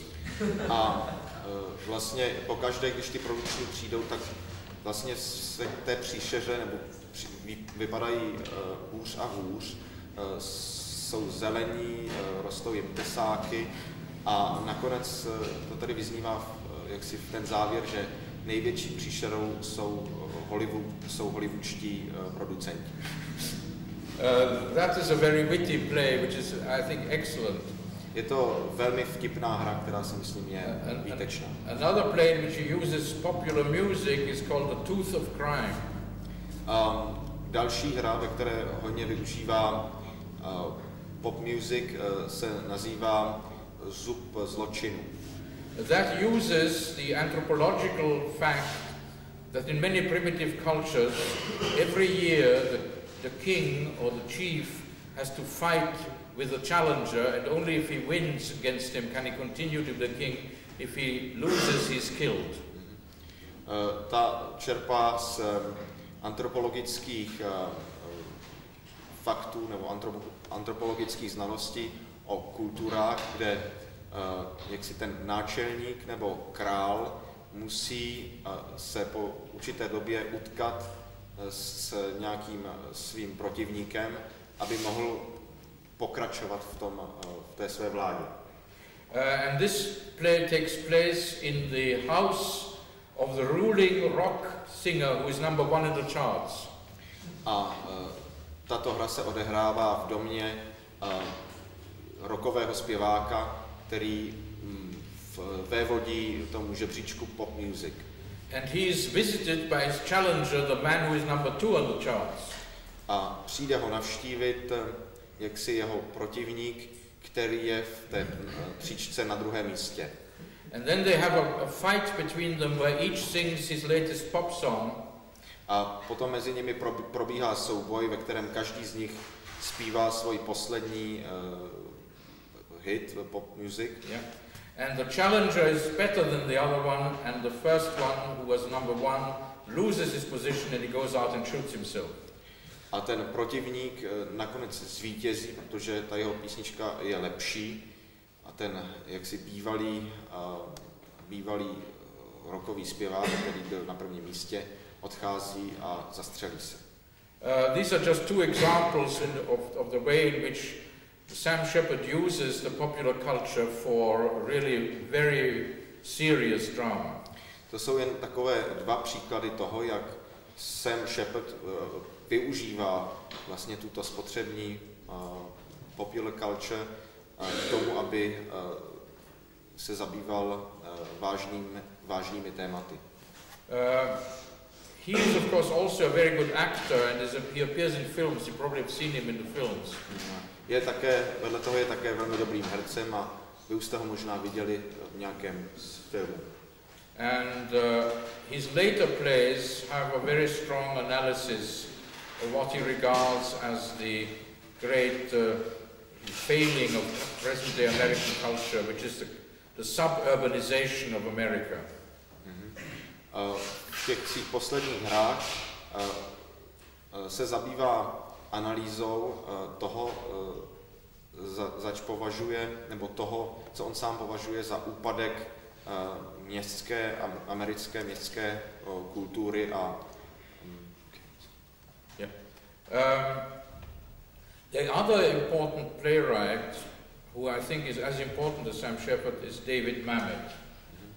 Dalším důležitým dramatikem, který je neméně důležitý než Sam Shepard, je David Mamet. David Mamet could be said is the American Pinter. Americký Pinter. He also uses his mastery of the real speech, that is how people really talk, and has a very strong subtext in his plays.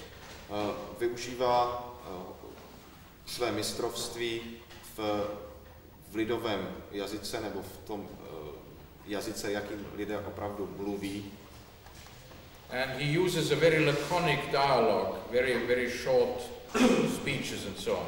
A je také mistrem podtextu. Používá velmi lakonický dialog, velmi krátký dialog. Among the plays that one should mention, perhaps his most important plays, are The American Buffalo. Jednou z jeho významnějších her je Americký Buffalo, which is about a group of thieves who try to cheat somebody out of a valuable coin. Americký buffalo. Yeah. It's on an American coin. There's a buffalo. See? Americký bůvol. Je to o skupině zlodějů, kteří se pokoušejí vylákat z domu člověka, kterého chtějí okrást. And it is of course these thieves are very inefficient and they don't get what they want, and the whole thing is a kind of allegory of the American acquisitive capitalist society. Nakonec jsou neúspěšní, nedostanou to, oč usilují, a vlastně celá hra je takovou alegorií toho amerického typu kapitalismu. Another play which is called Glengarry Glen Ross, which you can't translate the title, is about real estate agents and the stupid language that they use. Další hra, která se nazývá Glengarry Glen Ross. Glengarry Glen Ross. v této hře je hlavním hrdinou jaksi člověk z realitní kanceláře a v této hře se také používá velmi hloupý jazyk. His latest play, which has caused a great sensation, which is running at the moment in Vienna and in London and in New York, is called Oleana. Další hrou, která v současně probíhá na 3 místech v Londýně, New Yorku a ve Vídni, je hra Oleana. Oleana is a utopian country where everything is beautiful. Oleana je utopická země, kde všechno je nádherné. It's also from a pop song, the title. Je to také titul písničky. And this is a two-character play, which is really an attack on the excessive feminism in American universities. Tato hra je o 2 postavách a je to vlastně útok na přebujelý feminismus na amerických univerzitách. It takes place in the office of a professor of I think it's sociology, and a young girl student comes and complains that she doesn't understand a word of what he's saying. Odehrává se to v kanceláři profesora sociologie, kam za ním přijde jeho studentka a stěžuje si, že nerozumí ani slovu z toho, o čem přednáší.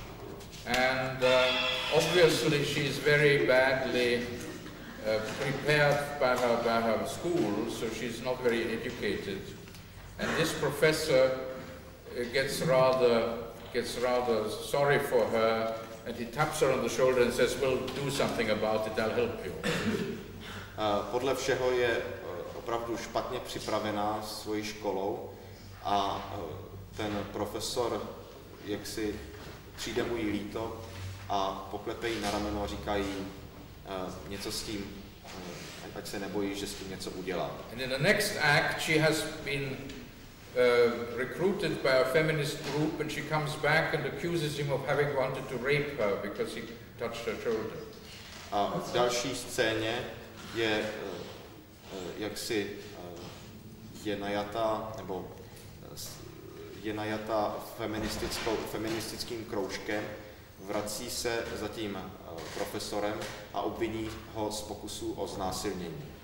And in the end, of course, she destroys him completely, he loses his job, and even gets prosecuted by the police for rape. A nakonec ho samozřejmě úplně zničí, on přijde o své zaměstnání a nakonec je obviněn a zatčen policií za znásilnění. And of course this is caused a tremendous uproar among the feminists because it's seen as an attack on extreme feminism. Tohle samozřejmě vzbudilo obrovský rozruch mezi feministkami, protože je to as an attack on extreme feminism. Protože je to přímý útok na krajní feminismus. I personally think that this is not as bad as that because the professor is shown as being very unsympathetic. Myslím si, že to není tak úplně špatné, protože ten učitel je velmi nesympatická postava. He is really also a very arrogant person, so that it's really rather well balanced. Je velmi arrogantní, takže je to nakonec docela přiměřené. So this is one of the latest plays that caused a sensation in New York and in London. Tohle je tedy poslední hra, která vzbudila velkou senzaci v New Yorku i v Londýně. In London it was done at the Royal Court Theatre. The director was Harold Pinter. V Londýně se hrála pod reží Harolda Pintera právě v Royal Court. So that's about David Mamet. Takže to je David Mamet. I think a very important aspect of the American theatre since the 1960s is that it has been used as a very strong weapon in various fights. Další důležitá věc, která se týká amerického dramatu po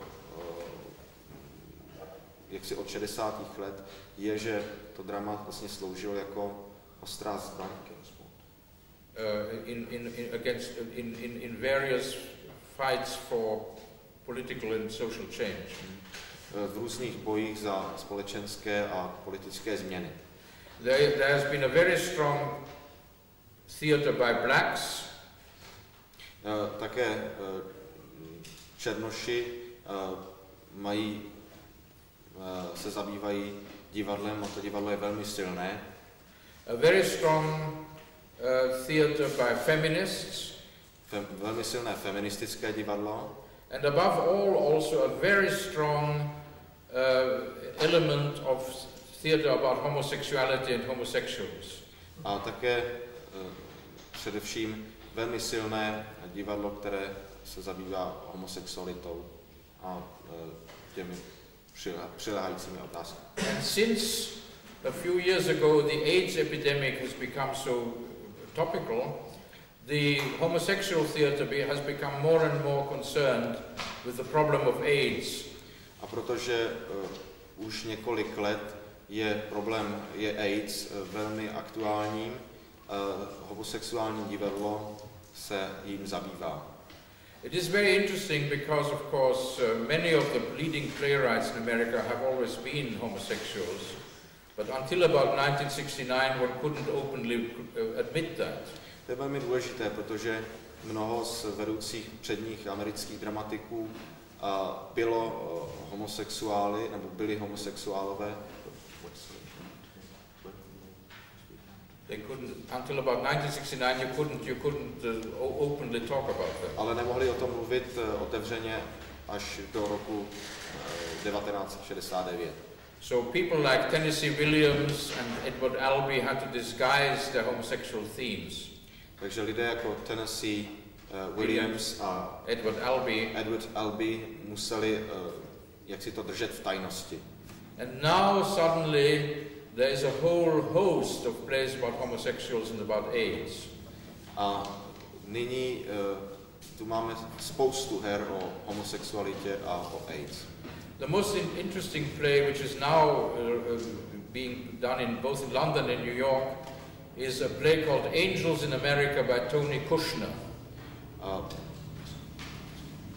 The play is called Angels in America. It's being done in London and New York. It's by an author called Tony Kushner. Další hrou jsou Anděle v Americe od Tonyho Kushner, která se nyní hrají jak v Londýně, tak v New Yorku. And this is an attempt to analyze the whole of American society in the Reagan era under the aspect of homosexuality and of AIDS. A to je vlastně pokus o jakousi analýzu Ameriky v době vlády prezidenta Reagana, a to zvláště co se týče otázek homosexuality a AIDS. It is generally regarded as one of the most important plays. It's a two-part play. I only know the first part. The second part opened in London after I'd left for Vienna.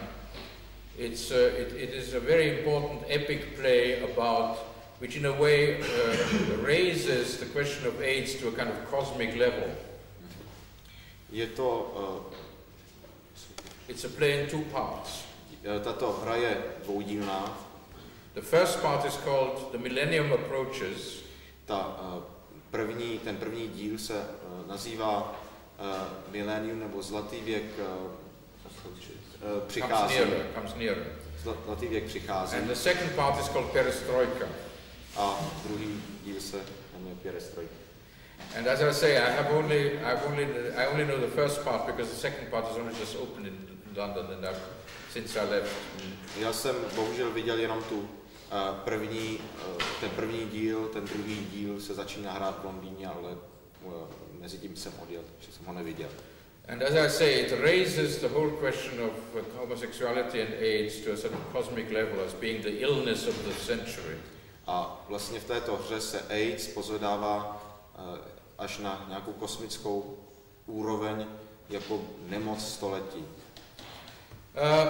So much for these avant-garde theatres. I would just like to say that among the experimental groups, of which there are innumerable, there are some very, very interesting experiments, and the most important development is what is called performance art.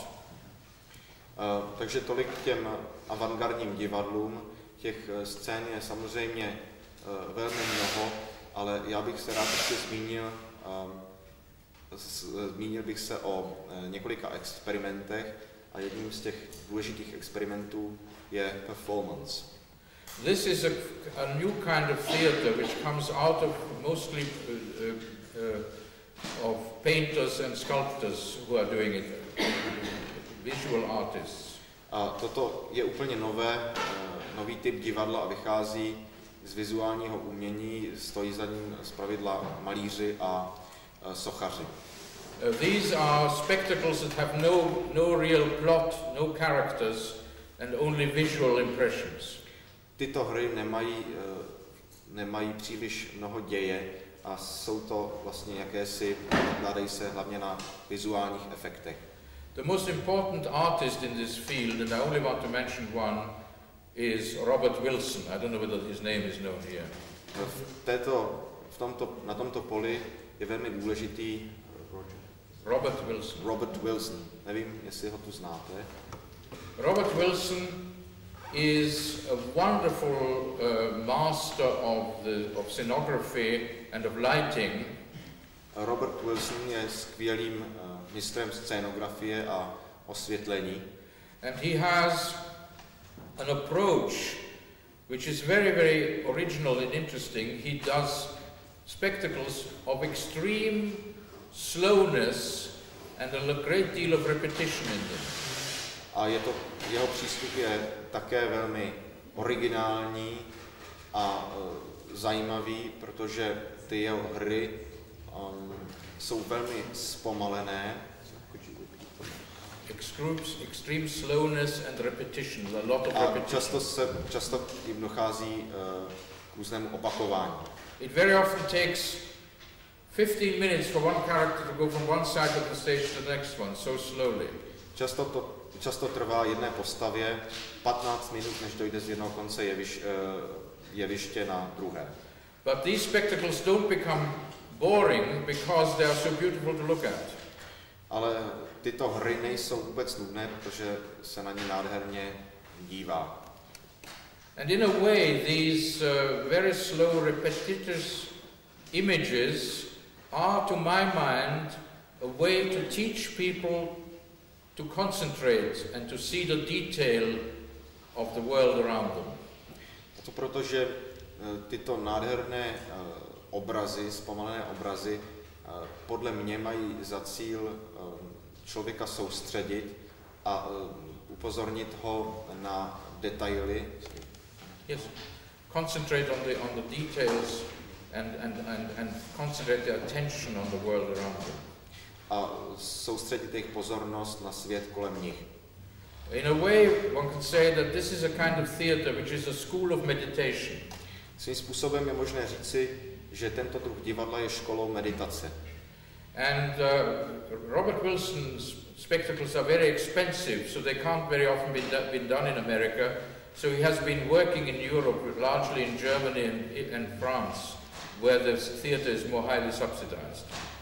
Wilsonovy hry jsou však velmi drahé a proto spíše než v Americe, jak si pracuje v Německu, v německých divadlech, které jsou mnohem lépe, a ve Francii, které jsou mnohem lépe subvencovány. For example, at the moment, he's just opened a few days ago a production of Madame Butterfly at the Paris Bastille Opera. V současné době uvedl v premiéře svoji adaptaci Madame Butterfly v pařížském divadle Bastille. The Bastille Opera Bastille.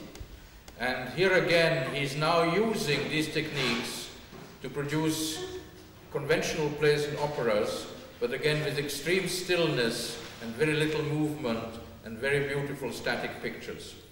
A tady znovu používá jaksi ty své přístupy, aby produkoval jaksi známé konvenční hry a používá v nich právě tuto zpomalenost, tyto krásné, zpomalené a stichlé obrazy. Statické obrazy. I think we come to the end. I just want to say that among the present artists in the theatre, I think Robert Wilson is one of the most important. Vím, že se sice blížíme ke konci. Ještě bych teda jednou zopakoval, že Robert Wilson je jedním z nejpozoruhodnějších amerických žijících dramatiků. It is interesting, for example, that not so long ago, a very fat volume about Robert Wilson was published both in Germany and in America, and the author of this book is the son of Bertolt Brecht, Stefan Brecht. A je také velmi zajímavé, že není to tak dlouho, vyšel velký tlustý sborník o Robertu Wilsonovi, jak v Americe, tak v Německu, a jeho autorem je son of Bertolt Brecht, Stefan Brecht. Syn Bertolda Brechta, Stefan. Well, I don't know whether I've bored you too much, but it's certainly been too long, so I thank you very much for listening so patiently. Nevím, jestli jsem vám znudil, v každém případě jsem přednášel velmi dlouho, takže vám tímto děkuji za vaši pozornost.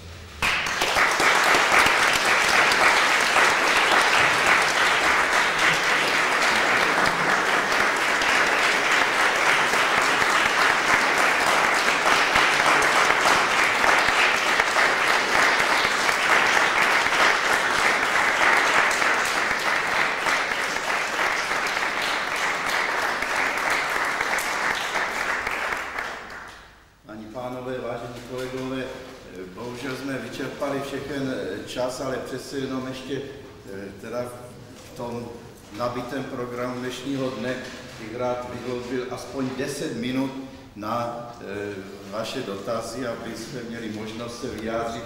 Jenom bych úvodem chtěl říci, něco pan profesorovi přeložte, úvodem bych chtěl říci jenom tolik, že prosím vás, seminář divadelní a filmové vědy na této fakultě je jednou z mála kateder, která zavedla už před 2 lety otevřený kreditní systém. Jehož důsledkem je skutečnost, že s výjimkou jedné přednášky za celých 5 let studia všechny ostatní přednášky jsou dobrovolně volitelné a zapisovatelné.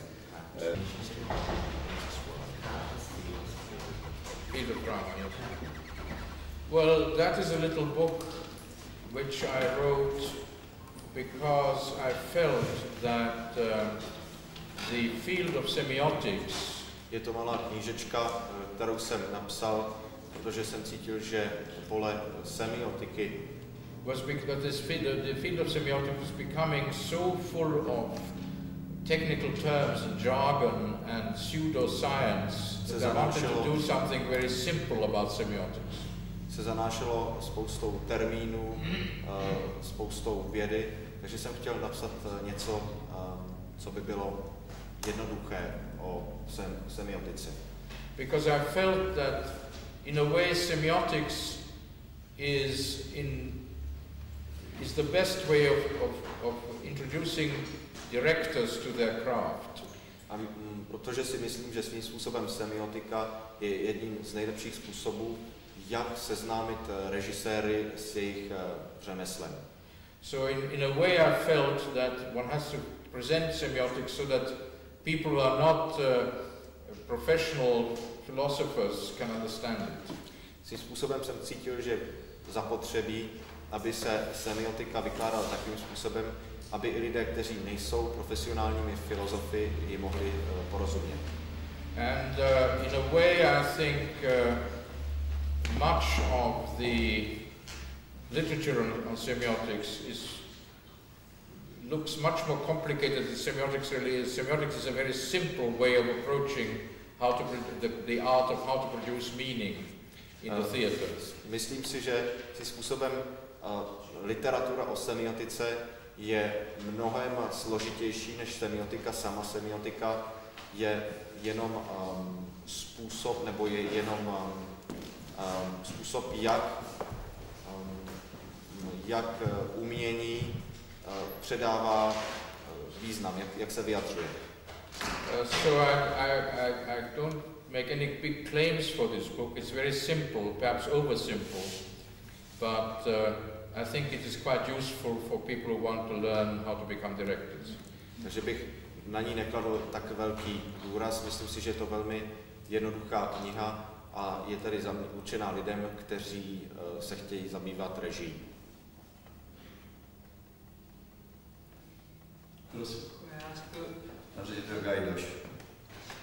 What's your opinion about the Steve Berkoff plays? For example, the play you wrote in Cockney, East, or the single-filled drama, Decadent. Sorry, which one? Steve Berkoff. Yes. Well, I'm not a great fan of Stephen Berkoff, quite frankly. Nejsem opravdu velkým fanouškem Stephena Berkoffa. He's a very good mime and very good actor, but I think his plays are very coarse, you know, very rough. Je to opravdu velký intelekt, ale myslím si, že jeho hry jsou příliš hrubé. And I don't particularly like his plays. A nemám zvláště rád jeho hry. He did a very good adaptation of the Kafka, the transformation, the Verwandlung. Napsal velmi dobrou adaptaci Kafkových proměn. Yeah. But otherwise, I think his plays, like Greeks and so on, are really very primitive in a way. Ale jinak si myslím, že jeho další hry, jako například Čechové, jsou svým způsobem primitivní. Prosím. Mluvil jste o americkém a anglickém divadle a o způsobu práce dramatiků. Je těm dvěma světům něco společného? Yes, of course. I think I've stressed that ultimately the two branches of the English-speaking drama are very closely connected. Ano, já myslím, že jsem zdůraznil, že obě tyto větve anglicky mluvícího divadla jsou velmi úzce spojeny. I think that if David Mamet dedicates his latest play to Harold Pinter, and Harold Pinter directs it in London, that shows you how close they are. Já myslím, že když David Mamet když určí svoji hru nebo ji dedikuje Haroldu Pinterovi a Harold Pinter ji v Londýně režíruje, že už samo ukazuje na to, jak jsou blízké. And of course actors, directors, playwrights move freely between the London stage and the American stage. A pak samozřejmě dramatici, režiséři a herci se volně pohybují mezi oběma těmito lidmi. And I've mentioned the fact that the American type of approach, that the American popular culture is now really the world's popular culture. A už se zmínil tu skutečnost, že ten americký přístup ke kultuře, americká kultura, že už je součástí světové kultury. Whether one likes that or not, and you can debate about that. Ať už se nám to líbí nebo nelíbí, ale o tom bychom se mohli bavit. And so I think that the English playwrights would, even if they didn't want to, be influenced by the American popular culture and American drama. A tak si myslím, že i britští dramatici, i kdyby nechtěli být ovlivněni americkou kulturou a tou americkou spotřební kulturou. And on the other hand, the Americans can't escape that they've all been brought up on Shakespeare and the great English cultural tradition. Jsou ovlivněni. A zrovna tak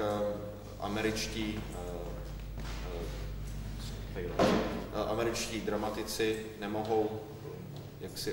nemohou vystoupit ze stínu Shakespearea a britských dramatiků, na kterých se učili. So in a way, therefore, the differences are there, but they all belong to the same kind of general context. Samozřejmě jsou mezi nimi rozdíly, ale obě ty větve spadají do jednoho obecného kontextu. Dále. No more questions? Have I silenced you?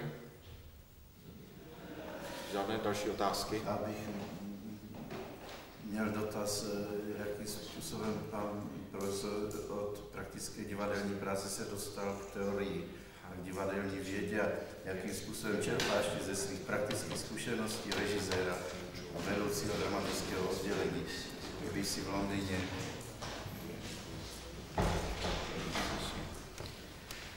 Well, the answer to that is that I come out of practice because I really studied directing at the Reinhardt Seminar in Vienna when I was a boy.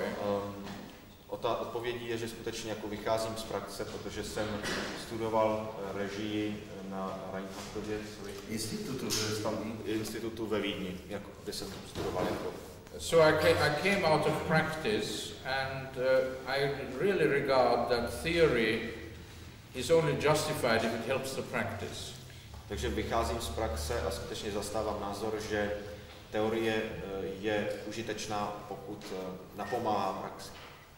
And this is why I think that, for example, a book like The Field of Drama came out of my desire to to point out that so much of what is called theatre studies is so theoretical and so far away from practice that one asks oneself what its purpose might be. A taky proto si myslím, že ta moje kniha Pole dramatu je tady o tom, že ta divadelní teorie se odchýlila velmi od divadelní praxe, takže se často táží, k čemu je určena, jaký je její záměr. And so in that sense, I think I don't see any real division between theory and practice. A v tomto si myslím, nevidím velký rozdíl mezi teorií a praxí. For example, if you take the theory of genres, když si například vezmete teorii žánrů, it's no good talking about whether something is a comedy or a tragedy or a tragic comedy. Nemá cenu, jak si je rozlišovat jenom mezi komedii, tragédii a tragikomedii. The real purpose of the theory of genres is precisely to make one aware that each genre requires a different approach in practice. Smysl tohoto rozdělení teoretického je, aby si člověk uvědomil, že ke každému z těchto žánrů musí jinak přistupovat, musí mít jiný přístup. For example, if you take a play by Chekhov, you can play it as a tragedy or you can play it as a comedy. Pokud si třeba vezmete hru od Čechova, můžete ji buď to hrát jako komedii, nebo jako tragédii. So in a way, therefore, it is both a tragedy and a comedy, and the decision about what it is a decision of the practical theatre person, the director, who decides will do it as a comedy or will do it as a tragedy. And the moment you do that, your entire approach to the costume, to the scenography, to the style of acting will change. And that, to my mind, is very important. Takže vlastně svým způsobem ta hra je jak komedií, tak tragédií a závisí to jen na režisérovi, který se rozhodne, budeme to hrát tak anebo tak, a s tím se samozřejmě mění použití osvětlení, mění se tím režie, kostýmy. Yeah. Yes. Nějakým způsobem vidět zvenku české drama, české divadlo, můžete popsat. Can one see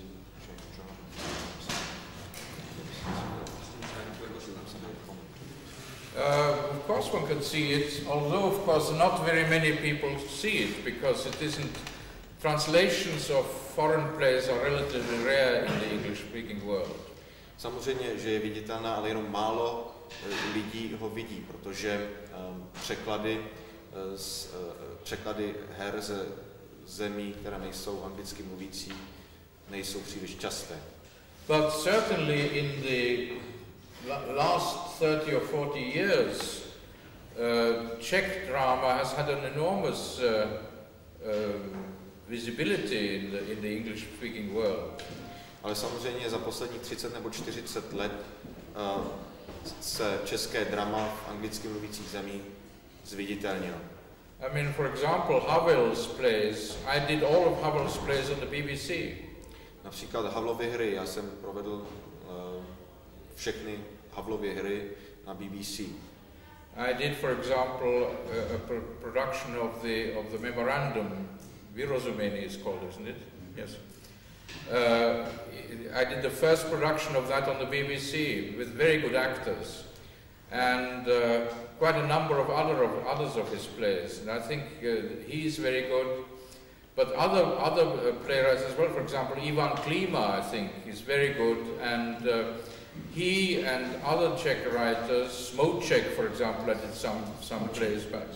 Ladislav Smoček, I did some plays, and quite a number of others. So on the BBC we did quite a lot of Czech drama. Takže Havel, myslím si, že je velmi dobrý. Všechny Havlovy hry jsem provedl na BBC s velmi dobrým obsazením a vedle Havla je to And before that, of course, Čapek, RUR, has been done in the English-speaking world over and over again. That was a very big success. A před nimi to byl samozřejmě Karel Čapek, který se hrál znova a znova. And it has added the word to the English language, robot, which is being used all the time. A angličtinu obohatil tím pádem o nové slovo, robot. Pane Esslinge, mluvil jste o velkém zastoupení černošského divadla. Yes. A já momentálně píši seminární práci o černošském pampu a pánných faritech od Koneli zelená pasta. Černošské lidové prózy, přepis Bible v podání černošských lidových kazatelů, u nás je to známou z Bradforda. I know the play, yes. I know the play. The answer to that is I don't think you will find that play anymore in America, because in the present political climate, that is regarded as a play by a white man about blacks, which makes fun of the blacks. And I think that is now completely out of order. Myslím si, že tuhletu hru už v Americe nenajdete, protože v současném politickém klimatu by byla vnímána jako hra o černých, autorem, který je bílý a který je zesměšněn. So that I think that this type of drama, which the blacks regard as patronizing them, is very difficult now to put on the stage. Takže si myslím, že takováto hra, ve které se bílí chovají k černým nějak blahoskloně, by nebyla dobře přijata v Americe. That, of course, may be an exaggeration of political correctness, in the same way as the exaggerated feminism that is being attacked by Mehmet in Oleana. Tohle samozřejmě je trošičku přehnané vyjádření o těch politických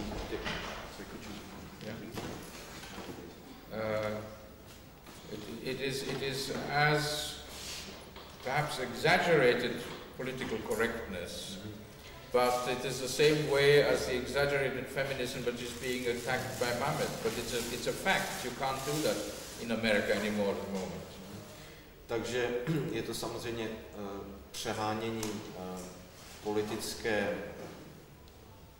politiky v tom jako stejným způsobem jako ta předchozí hra od Mehmeta byla přeháněním feminismu. This is a great problem in America, that the so-called PC, political correctness, has become a kind of dictatorship. You can't do certain things. For example, I don't know how it is in Czech, but in English, for example, if you say, as a writer, the director will do whatever he thinks necessary. You can't write that anymore. You have to say the director will do what she thinks is necessary, because you can no longer refer to the whole of mankind under the male pronoun.